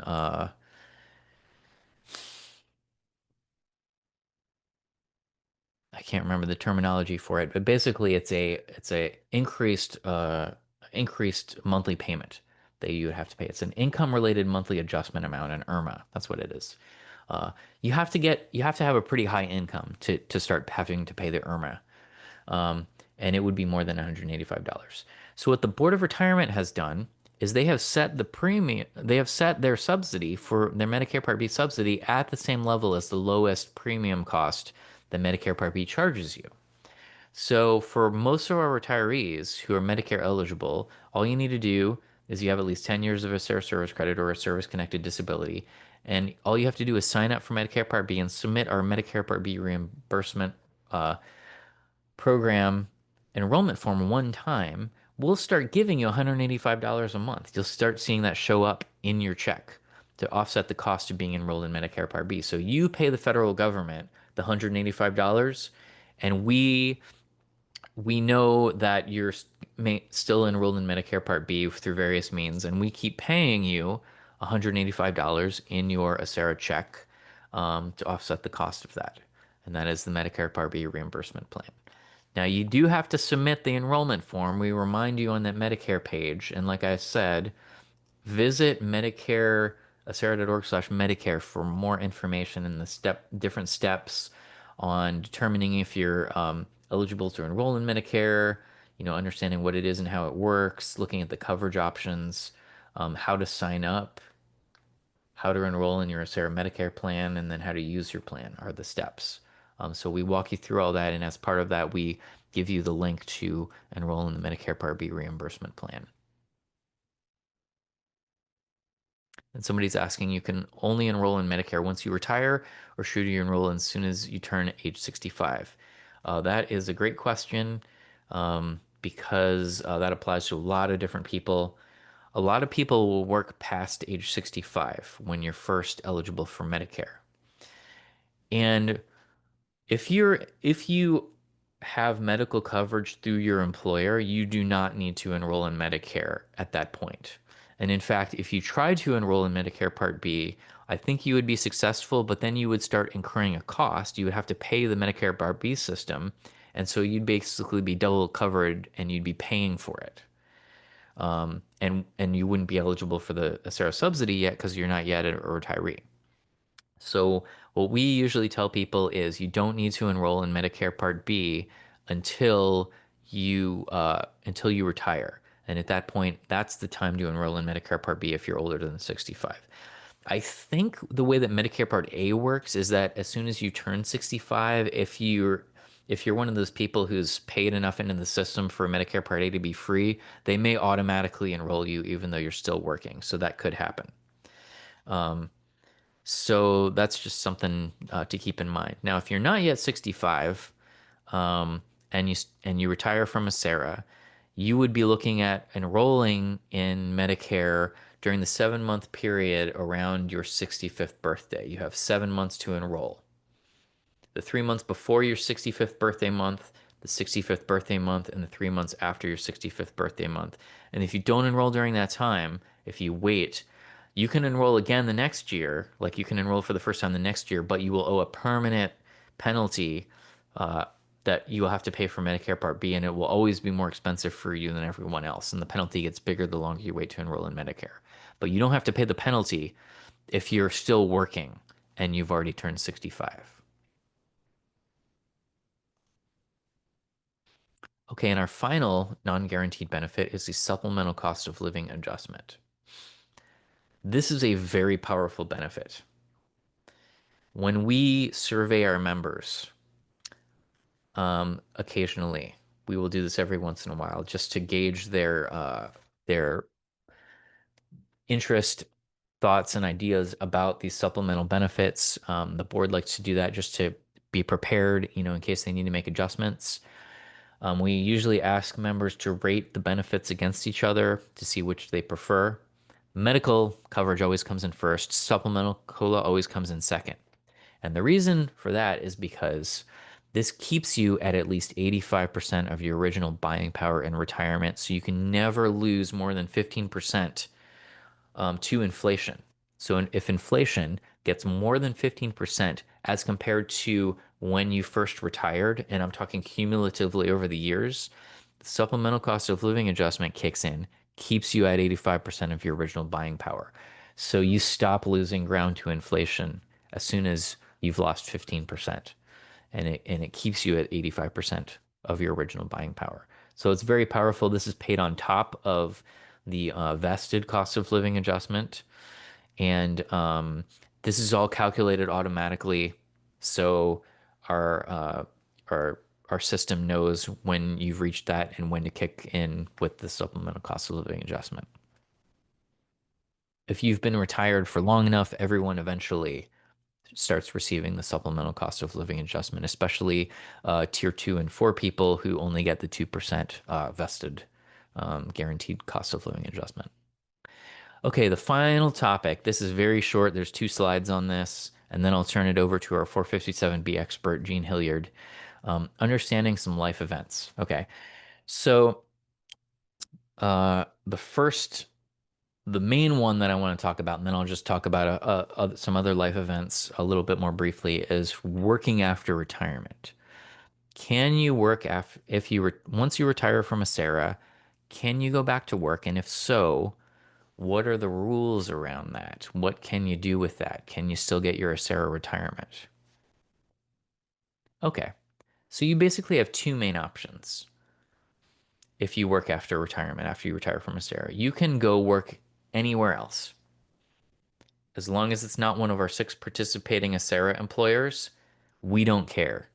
You're going to be an ACERA retiree for the rest of your life. We're going to give you your lifetime monthly pension payments for the rest of your life. Go work wherever else you like to or need to. Okay. So that's your first option. Work somewhere else. I mean, really your first option is to work nowhere and just retire if you have the ability and desire to do that. Okay, your second option would be to come back to work for one of ACERA's 6 participating employers. Now, there's 2 kind of sub options here, and one of these is brand new. Okay, so that's the reason I've kind of broken it out like this. So if you come back to work for one of our 6 participating employers, option A is you can continue your retirement payments from ACERA. You can maintain retired status, and you go back to work for one of ACERA's 6 participating employers. And you become what we call a retired annuitant. So you're working as a retired annuitant. You're working for one of ACERA's employers, but you're also an ACERA retiree. You're getting your retirement and you're getting paid from the employer. You do not earn any additional credit toward retirement. You're already an ACERA retiree. You're still getting your retirement payments. There are restrictions and duration limits. To read more about those, there's like a waiting period also. So to read more about that, go to acera.org/working to to read through those restrictions and waiting periods. So that's kind of your first option. Option B would be, instead of continuing your retirement payments, you could pause your retirement payments. This is the brand new option. This is brand new this year. You pause your retirement payments, And you basically go back to work for one of Sarah's employers and you earn kind of a second retirement. And it's not really kind of a second retirement, it is a second retirement. You earn additional credit toward retirement in the second pool. Then, when you're done with that second period of employment, you retire from Acera a second time. And we will calculate your retirement from the second period based on your age factor percentage when you retire from the second period of employment, your service credit that you did in the second period of employment. I can't remember which salary we use. I think it's your salary from your there's more info at acera.org/working. I can't remember all the nuts and bolts about this, but there's more info there, and it will show you what goes into calculating that second retirement, and then at that point we will restart your first retirement. You'll also get paid all the colas that you would have gotten had you continued your payments, and you'll basically be earning a lot more than you had earned from your first retirement. Okay. And so then this is our final slide. Uh, More life events to learn about. If you are planning to not retire immediately after stopping your employment, that's called deferring your retirement. You stop working, you defer your retirement to a later date. You can retire out of deferred status. Excuse me. There are some good reasons to become a deferred member, some not so good reasons to become a deferred member. Just real quickly, one of the good reasons is that you stop working and you're not yet eligible to retire, so you're just waiting for that eligibility age to pass, basically. The reason that you might not want to defer your retirement is if you stop working, you are eligible to retire, but you're just like waiting for your age to get older.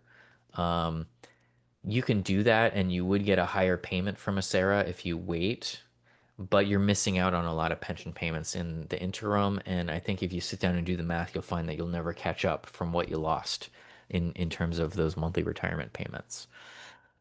So, but there's more info on that at sarah.org/deferred. We do offer death benefits should you die before retirement um, at sarah.org/death. You should also learn about the advanced death benefit election uh, on that page. Um, and you should make that election. All active members should make the advanced death benefit election. Like, I don't care how soon your retirement is, if it's 3 weeks away or a week away, especially if it's even farther away and you don't remember making this advanced death benefit election. This is something brand new that we introduced last year. We sent out an email about it. All it is an additional checkbox on our beneficiary designation form that you check, and it maximizes the lifetime benefits that would get paid to your beneficiary should you die before retirement. It's a very powerful thing that you can do for your beneficiaries. There's no downside. So every active member should make that advanced death benefit election.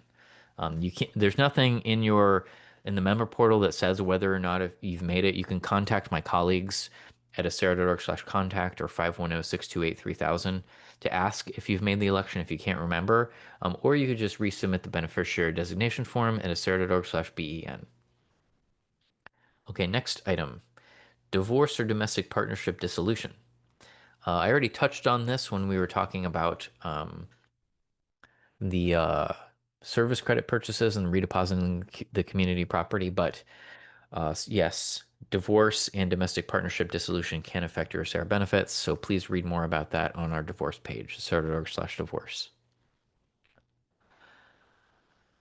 Disability retirement. This is a separate process than the regular retirement, also known as service retirement. If you ever become permanently disabled and you can no longer perform your job duties, you can apply for disability retirement. And basically, you can kind of retire early on the disability retirement.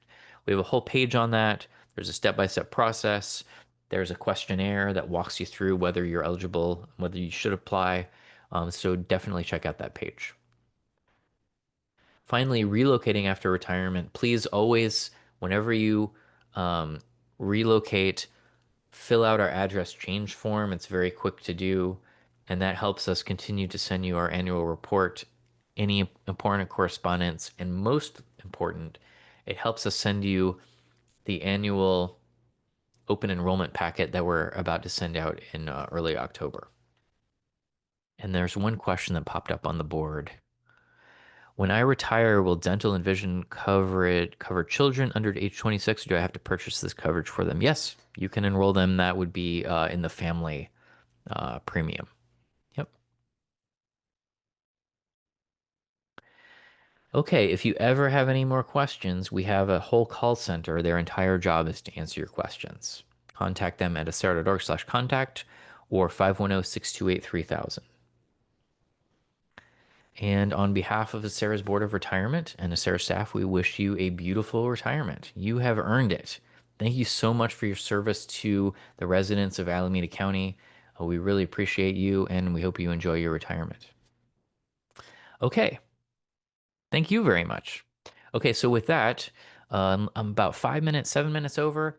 Let me turn it over to Gene Hilliard. Gene Hilliard is the expert that Alameda County has been hiring for years now to provide education on the deferred compensation program to Alameda County employees.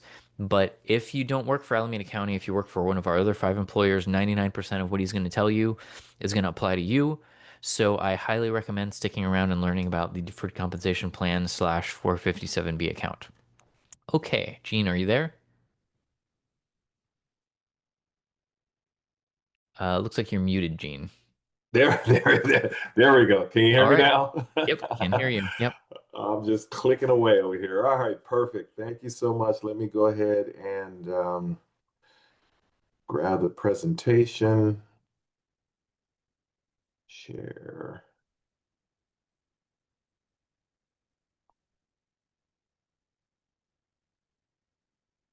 All right, how are we looking, Mike? Looks good. All right, Take it away. perfect. All right, let's go ahead and get started.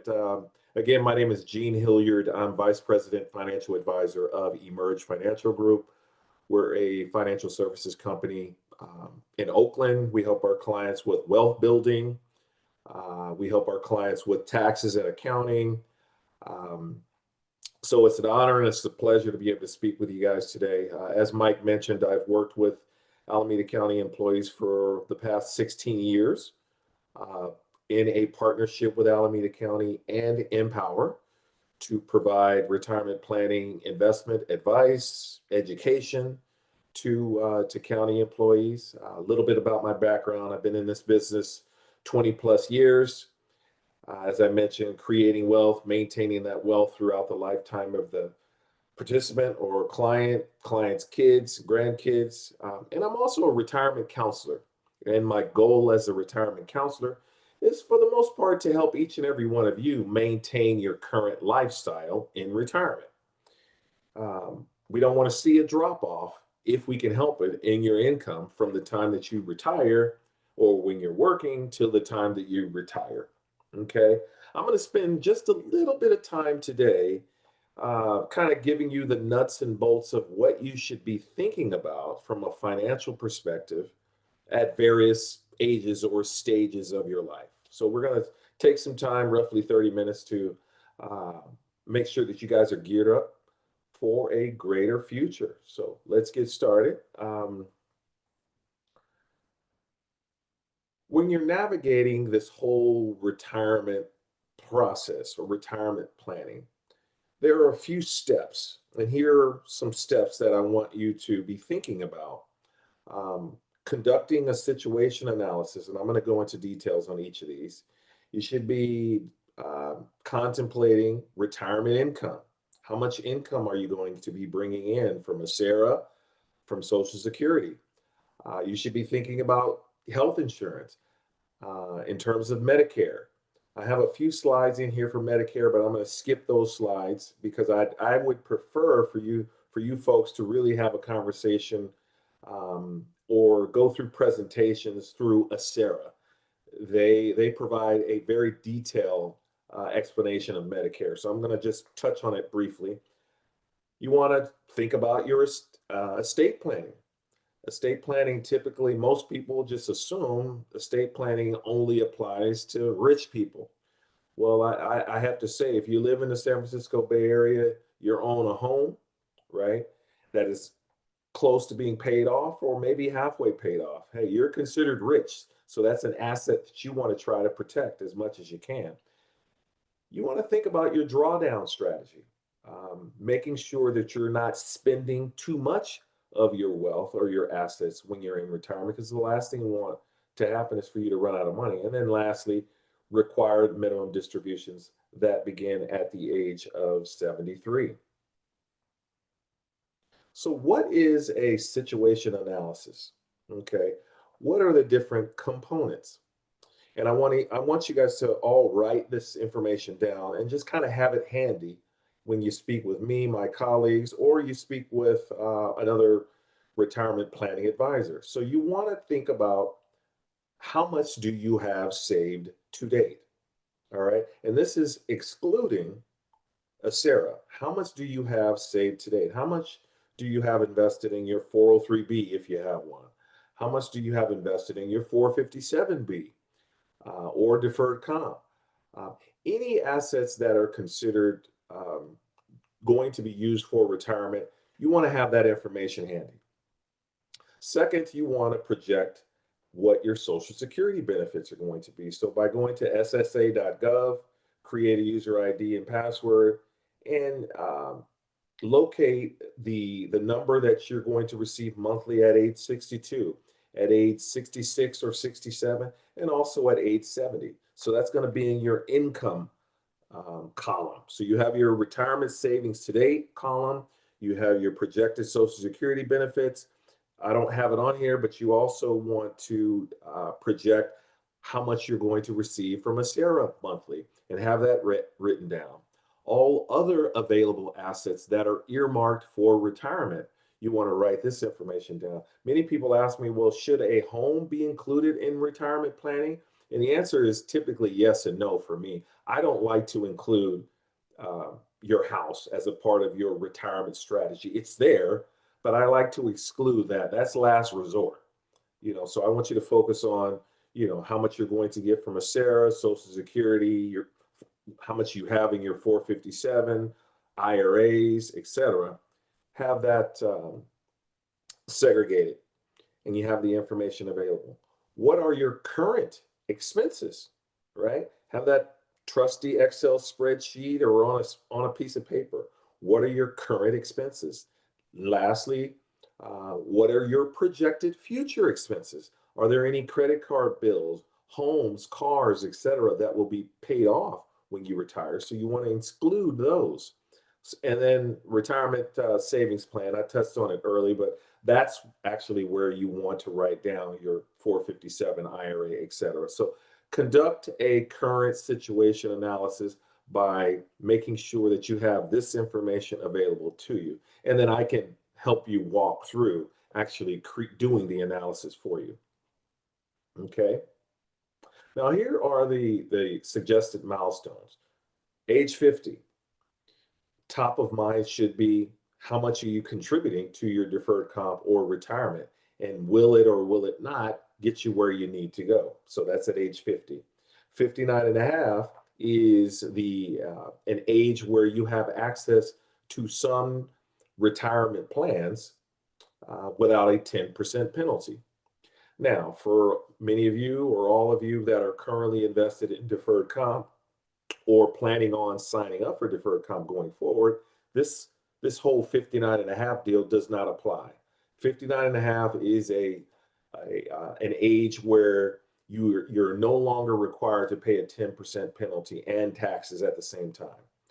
So for example, say I have some money invested in an IRA at the bank and I want to start withdrawing some of it. You have a bill that came up, et cetera, and you're 55. Well, you're going to get penalized 10% and you got to pay taxes on that. Once you hit 59 and a half, there's no more penalty. So you do have access to it. But I would encourage, if don't just withdraw from it just because you can. It needs really to be, when you need it. If you're still working, then you shouldn't need access to your retirement assets. So let it continue to stay invested and continue to grow over time until you're officially retired. Okay. 62 is the earliest you can collect Social Security, so that's kind of top of mind. 65 is the age in which you can sign up for Medicare. Okay, so you want to be thinking about that. 60, 66, 67 is roughly the ages where you can collect full Social Security. And then you have age 70 where you can collect full Social Security plus an additional 30%. So you'll get a bump in pay if you wait until you're age 70. And then lastly, 73 is the year or the age in which you're required and mandated to start withdrawing money from your retirement accounts. Okay. So what should one be thinking about when they're under 50? Continue making those contributions. The max is 23,500. So try to get as close as possible to that contribution limit as you can. I typically tell people if you're under 50, a sweet spot is about 10% of your paycheck. Okay. 10% is too much, just go with 5. Or, contribute what you can afford, let it hurt a little bit, and then continue to build on that over time to help you get where you need to go in terms of retirement. The other thing you want to be thinking about is reviewing your asset allocation.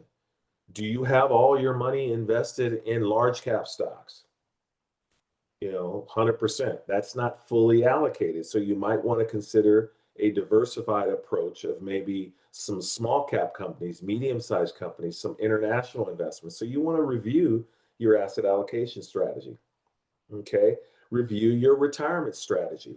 And you can still work with um, going through that whole retirement planning process of determining here's how much I make.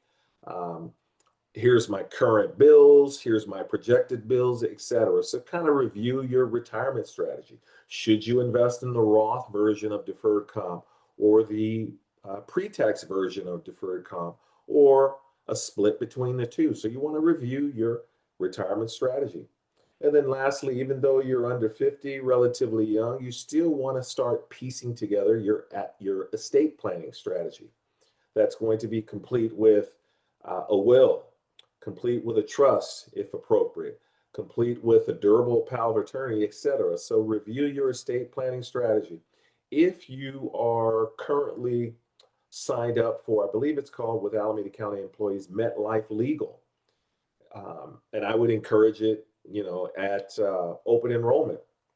That's where you're paying MetLife to be able to give you access to attorneys at a minimal charge. So you can hire an estate planning attorney through MetLife Legal, or if you don't have access to MetLife Legal, I believe, don't quote me on it, but you might be able to gain access to an estate planning attorney through EAP, the Employee Assistance Program. So, but you still want to be thinking about that.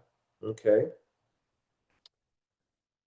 All right. Now let's say you're 50 plus. What are some of the things you should be thinking about? Maxing out your deferred comp or playing that catch up game, estate planning, maybe updating your estate. Beneficiaries, who do you have listed as beneficiaries? Okay. And I'm going to talk a little bit about these 3 items in the next few slides. Okay. So here are the 2025 IRS limits. So if you're under 50, the IRS will give you a maximum of 23,500.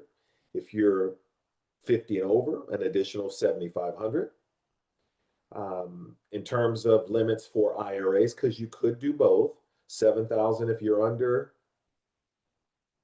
50, an additional 1,000 if you're 50 and over.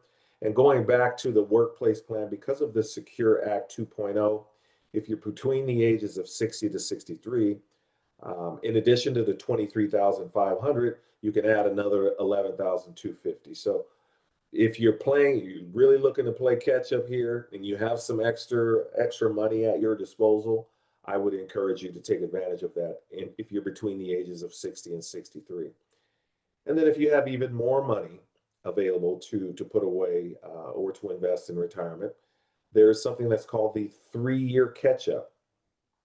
And that will allow you the opportunity to invest $47,000 a year for 3 years, provided that you qualify. What's the qualification process? Well, number one, you have to be minimum 54 and a half. And then number two, you'd have to go through the qualification process through Darnell Williams at the treasurer's office. So you can email or call Darnell. His email address is darnell.williams@acgov.org. Just let him know, hey, I sat through a presentation with Mike and Jean. They talked about a 3-year catch up. I want to know if I'm eligible. So he'll walk you through the process of seeing if you're eligible for this 3-year catch up. So you can invest $47,000 a year max, must go through your payroll, and you can only initiate or only follow that process for 3 years prior to retirement. Okay, so now let's address estate planning. What what are the different components of estate planning? All right, well then you have taxes. All right, there's potentially federal income tax or federal taxes you'll pay, and possible California or state taxes. In this particular case, I'm referring to state of California may charge your estate a certain percentage of your assets. So you want to be coming up with a plan to try to reduce your tax exposure as much as possible. Should a person complete a will or a trust or both? I typically tell people you really want both, but you don't want to just have a will. A will is not enough, okay? But a will and a trust. And by the way, not only do you want a will and a trust as being a part of your estate plan, you want a durable power of attorney, healthcare directives, right? What are your wishes if, for example, God forbid, you're on life support? I'm sure you don't want to put your family in a position to have to make that decision on whether or not to pull the life support, etc. So you can make those decisions or make that call prior to being in that situation. So I would encourage you make sure a durable power of attorney is in place, um, a durable power of attorney for healthcare, etc. Okay, who gets the '69 Impala? I can't tell you how many times I've gone through, um, a very contentious argument with family members regarding family heirlooms. So, wedding rings, etc. Who's going to inherit that wedding ring? So that's part of estate planning. Okay, you want to make life easy on your relatives. Okay, you may think, hey, my kids, they all get along. I don't foresee there ever being a problem, but unfortunately, I have found in my experience, if there's any level of ambiguity in an estate plan, arguments do become very contentious. So try to write down as much as possible before putting your family members in that type of situation where they may end up fighting with one another. Many people ask me, all right, what is the point of creating a trust? Okay, the point of creating a trust is you want to avoid probate at all cost. What is probate? Probate is a process that's initiated by the court that basically steps in to divvy up or to um, first find out who are your true beneficiaries and then disperse the assets amongst those beneficiaries. And the last thing you want is the court system doing that on your behalf. Okay. So that's why a trust is important. When you have a trust and your assets are funded with this trust, then there's no probate court involved. It's the trust that specifies exactly how your money should be dispersed amongst your beneficiaries. So, um, living trust, very, very important in order to avoid probate. The other way in which you can avoid probate is naming a beneficiary. Now, the good news for those of you that are in deferred comp or about to sign up for deferred comp, you're required to list a beneficiary. So any monies that are listed or money that's in your deferred comp has a beneficiary. So that avoids probate altogether. Okay. Or if you have bank accounts, um, B of A, Wells Fargo, what have you, and there's a TOD, transfer on death, or a payable on death, a POD, that is, similar to a beneficiary. That avoids probate, so there's not a problem there.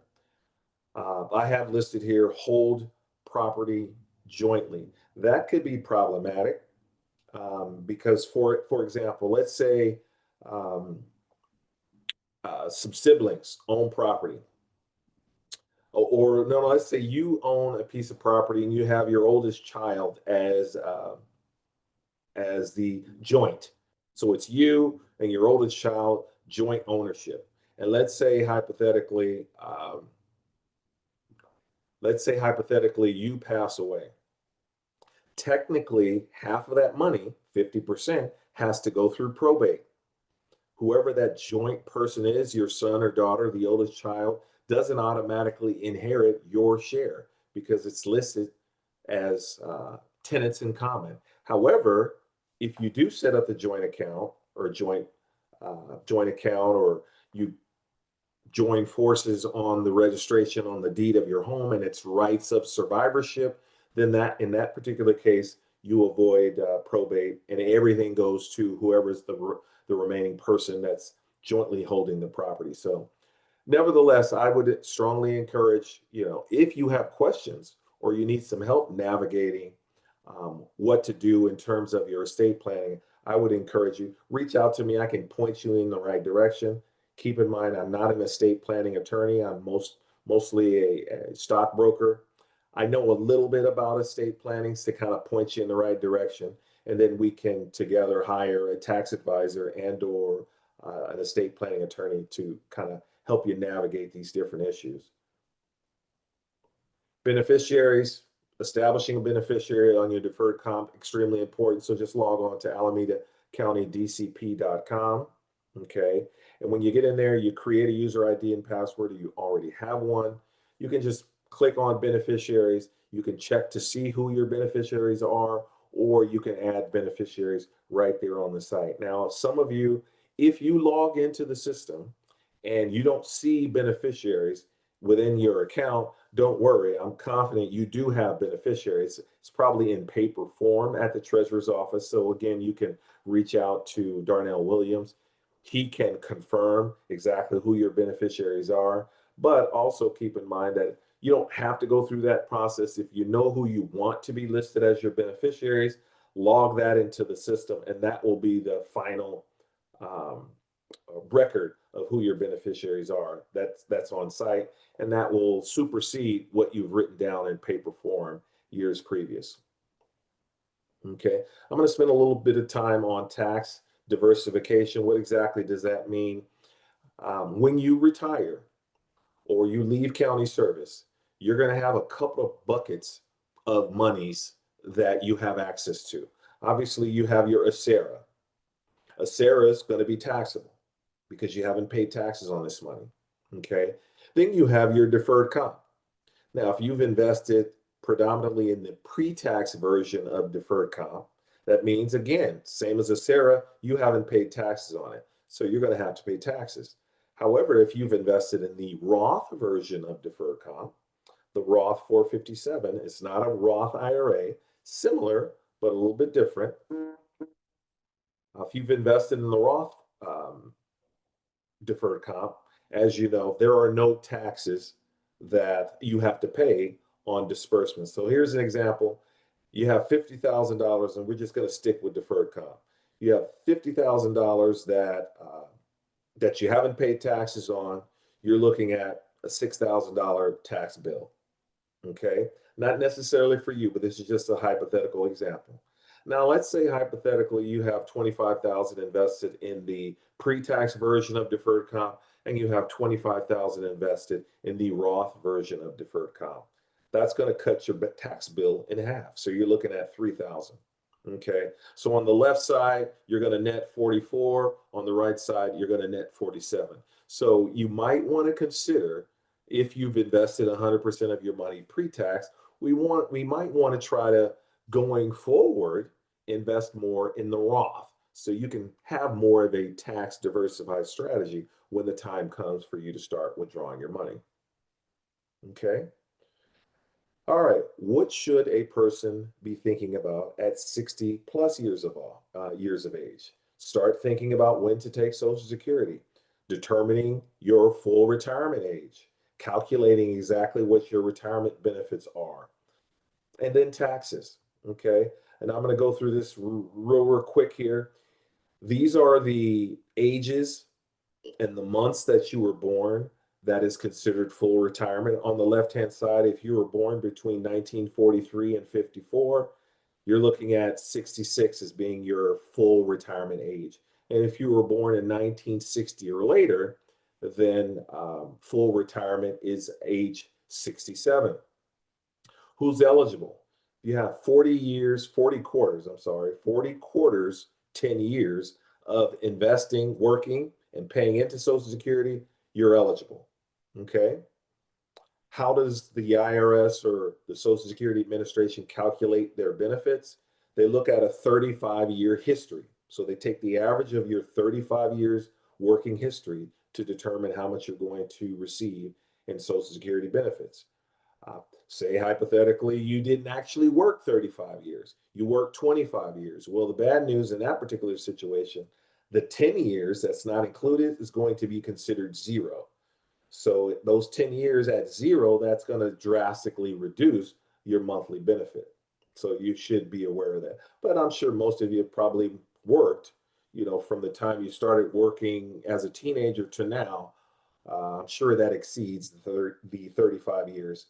The other thing I would encourage is log on to ssa.gov to at least uh, make sure that the numbers that the Social Security Administration is using is accurate, because sometimes there's inaccuracies within the site or within the government. So that's another reason. Not only do you want to make sure or see how much you're going to receive at 62, 66, 67, or 70, but just confirm that your earning history is accurate.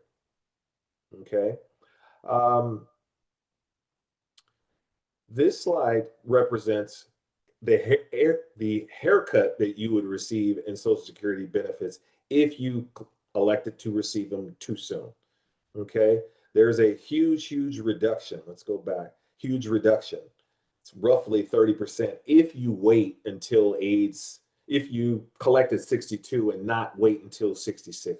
You're going to get about a 30% reduction in your benefits. So you might want to think long and hard before you collect your Social Security too soon. I can walk you through, or I can help you make that decision. You guys just let me know. And here's a slide on whether or not your Social Security benefits will be taxable. I say for many of you probably will be. So here's an example. We'll stick with single. I'm single. My income exceeds 20 is lower than $25,000 a year. So that income includes your ACERA. It includes any other income you're receiving from investments, etc. If it's lower, less than 25, you're in good shape. If your income is between 25 and 34,000, up to 50% could be taxable. And then if you're over 34,000, you're looking at 85%. Okay. So in many cases, you want to get ahead of it. If you're going to have to pay taxes on your Social Security, you might want to make sure you're aware of it beforehand. And but I would encourage you, check with your CPA, check with your tax advisor. They can give you more of an accurate description or an idea whether or not your Social Security will be taxable. What should you think about at age 65? Your withdrawal strategy, your plans to withdraw money, determining how much and when, health insurance, and that's refers to Medicare and your supplements. Okay. Once you retire, which assets should you tap in first? Or what are the risks that you should be thinking about in retirement? Well, what assets, accounts you should tap into first? I'm a firm believer, and I think no, I don't have it on other slides. I'm a firm believer that you want to first tap any money that has already been taxed. The second bucket of money is assets that are tax deferred, meaning you didn't pay taxes on it, but you got to pay them later. You're going to pay them in retirement. And then lastly, you want to tap into your tax-free assets last, and that's your Roth assets. So that's money where it's not taxable at all once you withdraw. So those are the different types of accounts that you should tap into first. Okay. What are the risks to your income in retirement? Market volatility. We know the market kind of fluctuates significantly. So that's a risk. Are you retiring at a time where we're in the middle of a recession? Tax strategy, government changes tax code from time to time. How might that affect your income? Low interest rates. Interest rates are they're elevated because of inflation right now, but they're not going to stay elevated forever. So how does the interest rate environment affect your income? Inflation, cost of living, longevity. If you live until you're 100 plus, that means your assets need to last much longer than the average person whose life expectancy is 80-ish. So those are some risks that you want to really think about as you approach retirement. 65, evaluate your Medicare options. I'm not going to spend a whole lot of time here, but as I mentioned earlier, 65 is the age. Consider signing up for Part A and B. But if you're still working after age 65, as Mike had mentioned earlier, there are some other things you want to think about before diving in or signing up for Medicare. Okay. 73 is the age in which you're required by law to start taking what is called a required minimum distribution. Um, as I'm sure many of you are aware, you probably have the 70 and a half number in your head. That was changed. It used to be 70 and a half. Now it is 73. You're mandated by law to start taking out your retirement assets. Okay. And by not, taking out what is appropriate, you could be hit with a significant tax penalty. So I would encourage you, if you're still working for the county, all you do, and you have money in deferred comp and you're still working for the county at age 73, keep in mind that you do not have to take your RMD. So if you're working, you have money in deferred comp, you're 74, you don't have to take money out of your deferred comp. However, if you have retirement assets on the outside, you have an IRA or you have a 401k at a previous institution, then you are in fact required to take out that minimum. Okay, so I just want you to keep that in mind. Okay. Um, if you have money invested in deferred comp and you're retired, I'm going to kind of give you what your distribution options are. You can you could leave your money in deferred comp, let it continue to grow over time. You still have access to my services, so I can help you manage your income. Um, you still get the luxury of being a part of a $1 billion plus plan. Okay, you have access to Fisher Investments. That's a new managed account program. You have access to Goalmaker. That's another option for you. Okay, so consider leaving your money in the plan. But if it's appropriate, you need help with rolling that money out to an IRA or to some other retirement plan, just let me know. Okay. So with that, I believe that is the end of, yeah, the end is just the beginning. So uh, I would strongly, like I mentioned before, conduct that situation analysis, write down your appropriate numbers to see where you stand, and reach out to me. Okay. Um, as I'm sure Mike had mentioned early in the presentation, log on to acera.org. Create a user ID and password if you haven't already. Take a peek at the benefit estimate that you may receive at various ages that you plan on retiring. If you have any money left on the books in retirement and you don't need access to the money, you don't want to have to pay taxes on it, consider rolling that money into deferred comp. That's called purchasing of service credits. Okay. So consider that. I'm not going to go into a whole lot of detail there, but you can go to acera.org, consider purchasing service credit to get some more information there. If you haven't already, create a user ID for the Empower website. Go to AlamedaCountyDCP.com, create a user ID so you can see your information. There are 4 financial advisors that are here to help. You can schedule an appointment to meet with us at AlamidaCountyDCP.com, or you can call us at 855-969-4572 to schedule an appointment. So with that, that is done. I'm done with my presentation. Thank you so much for your time and attention. And we're here to answer some questions that you guys might have at this point. Amazing. Thanks so much, Gene. My pleasure. Thanks, Mike.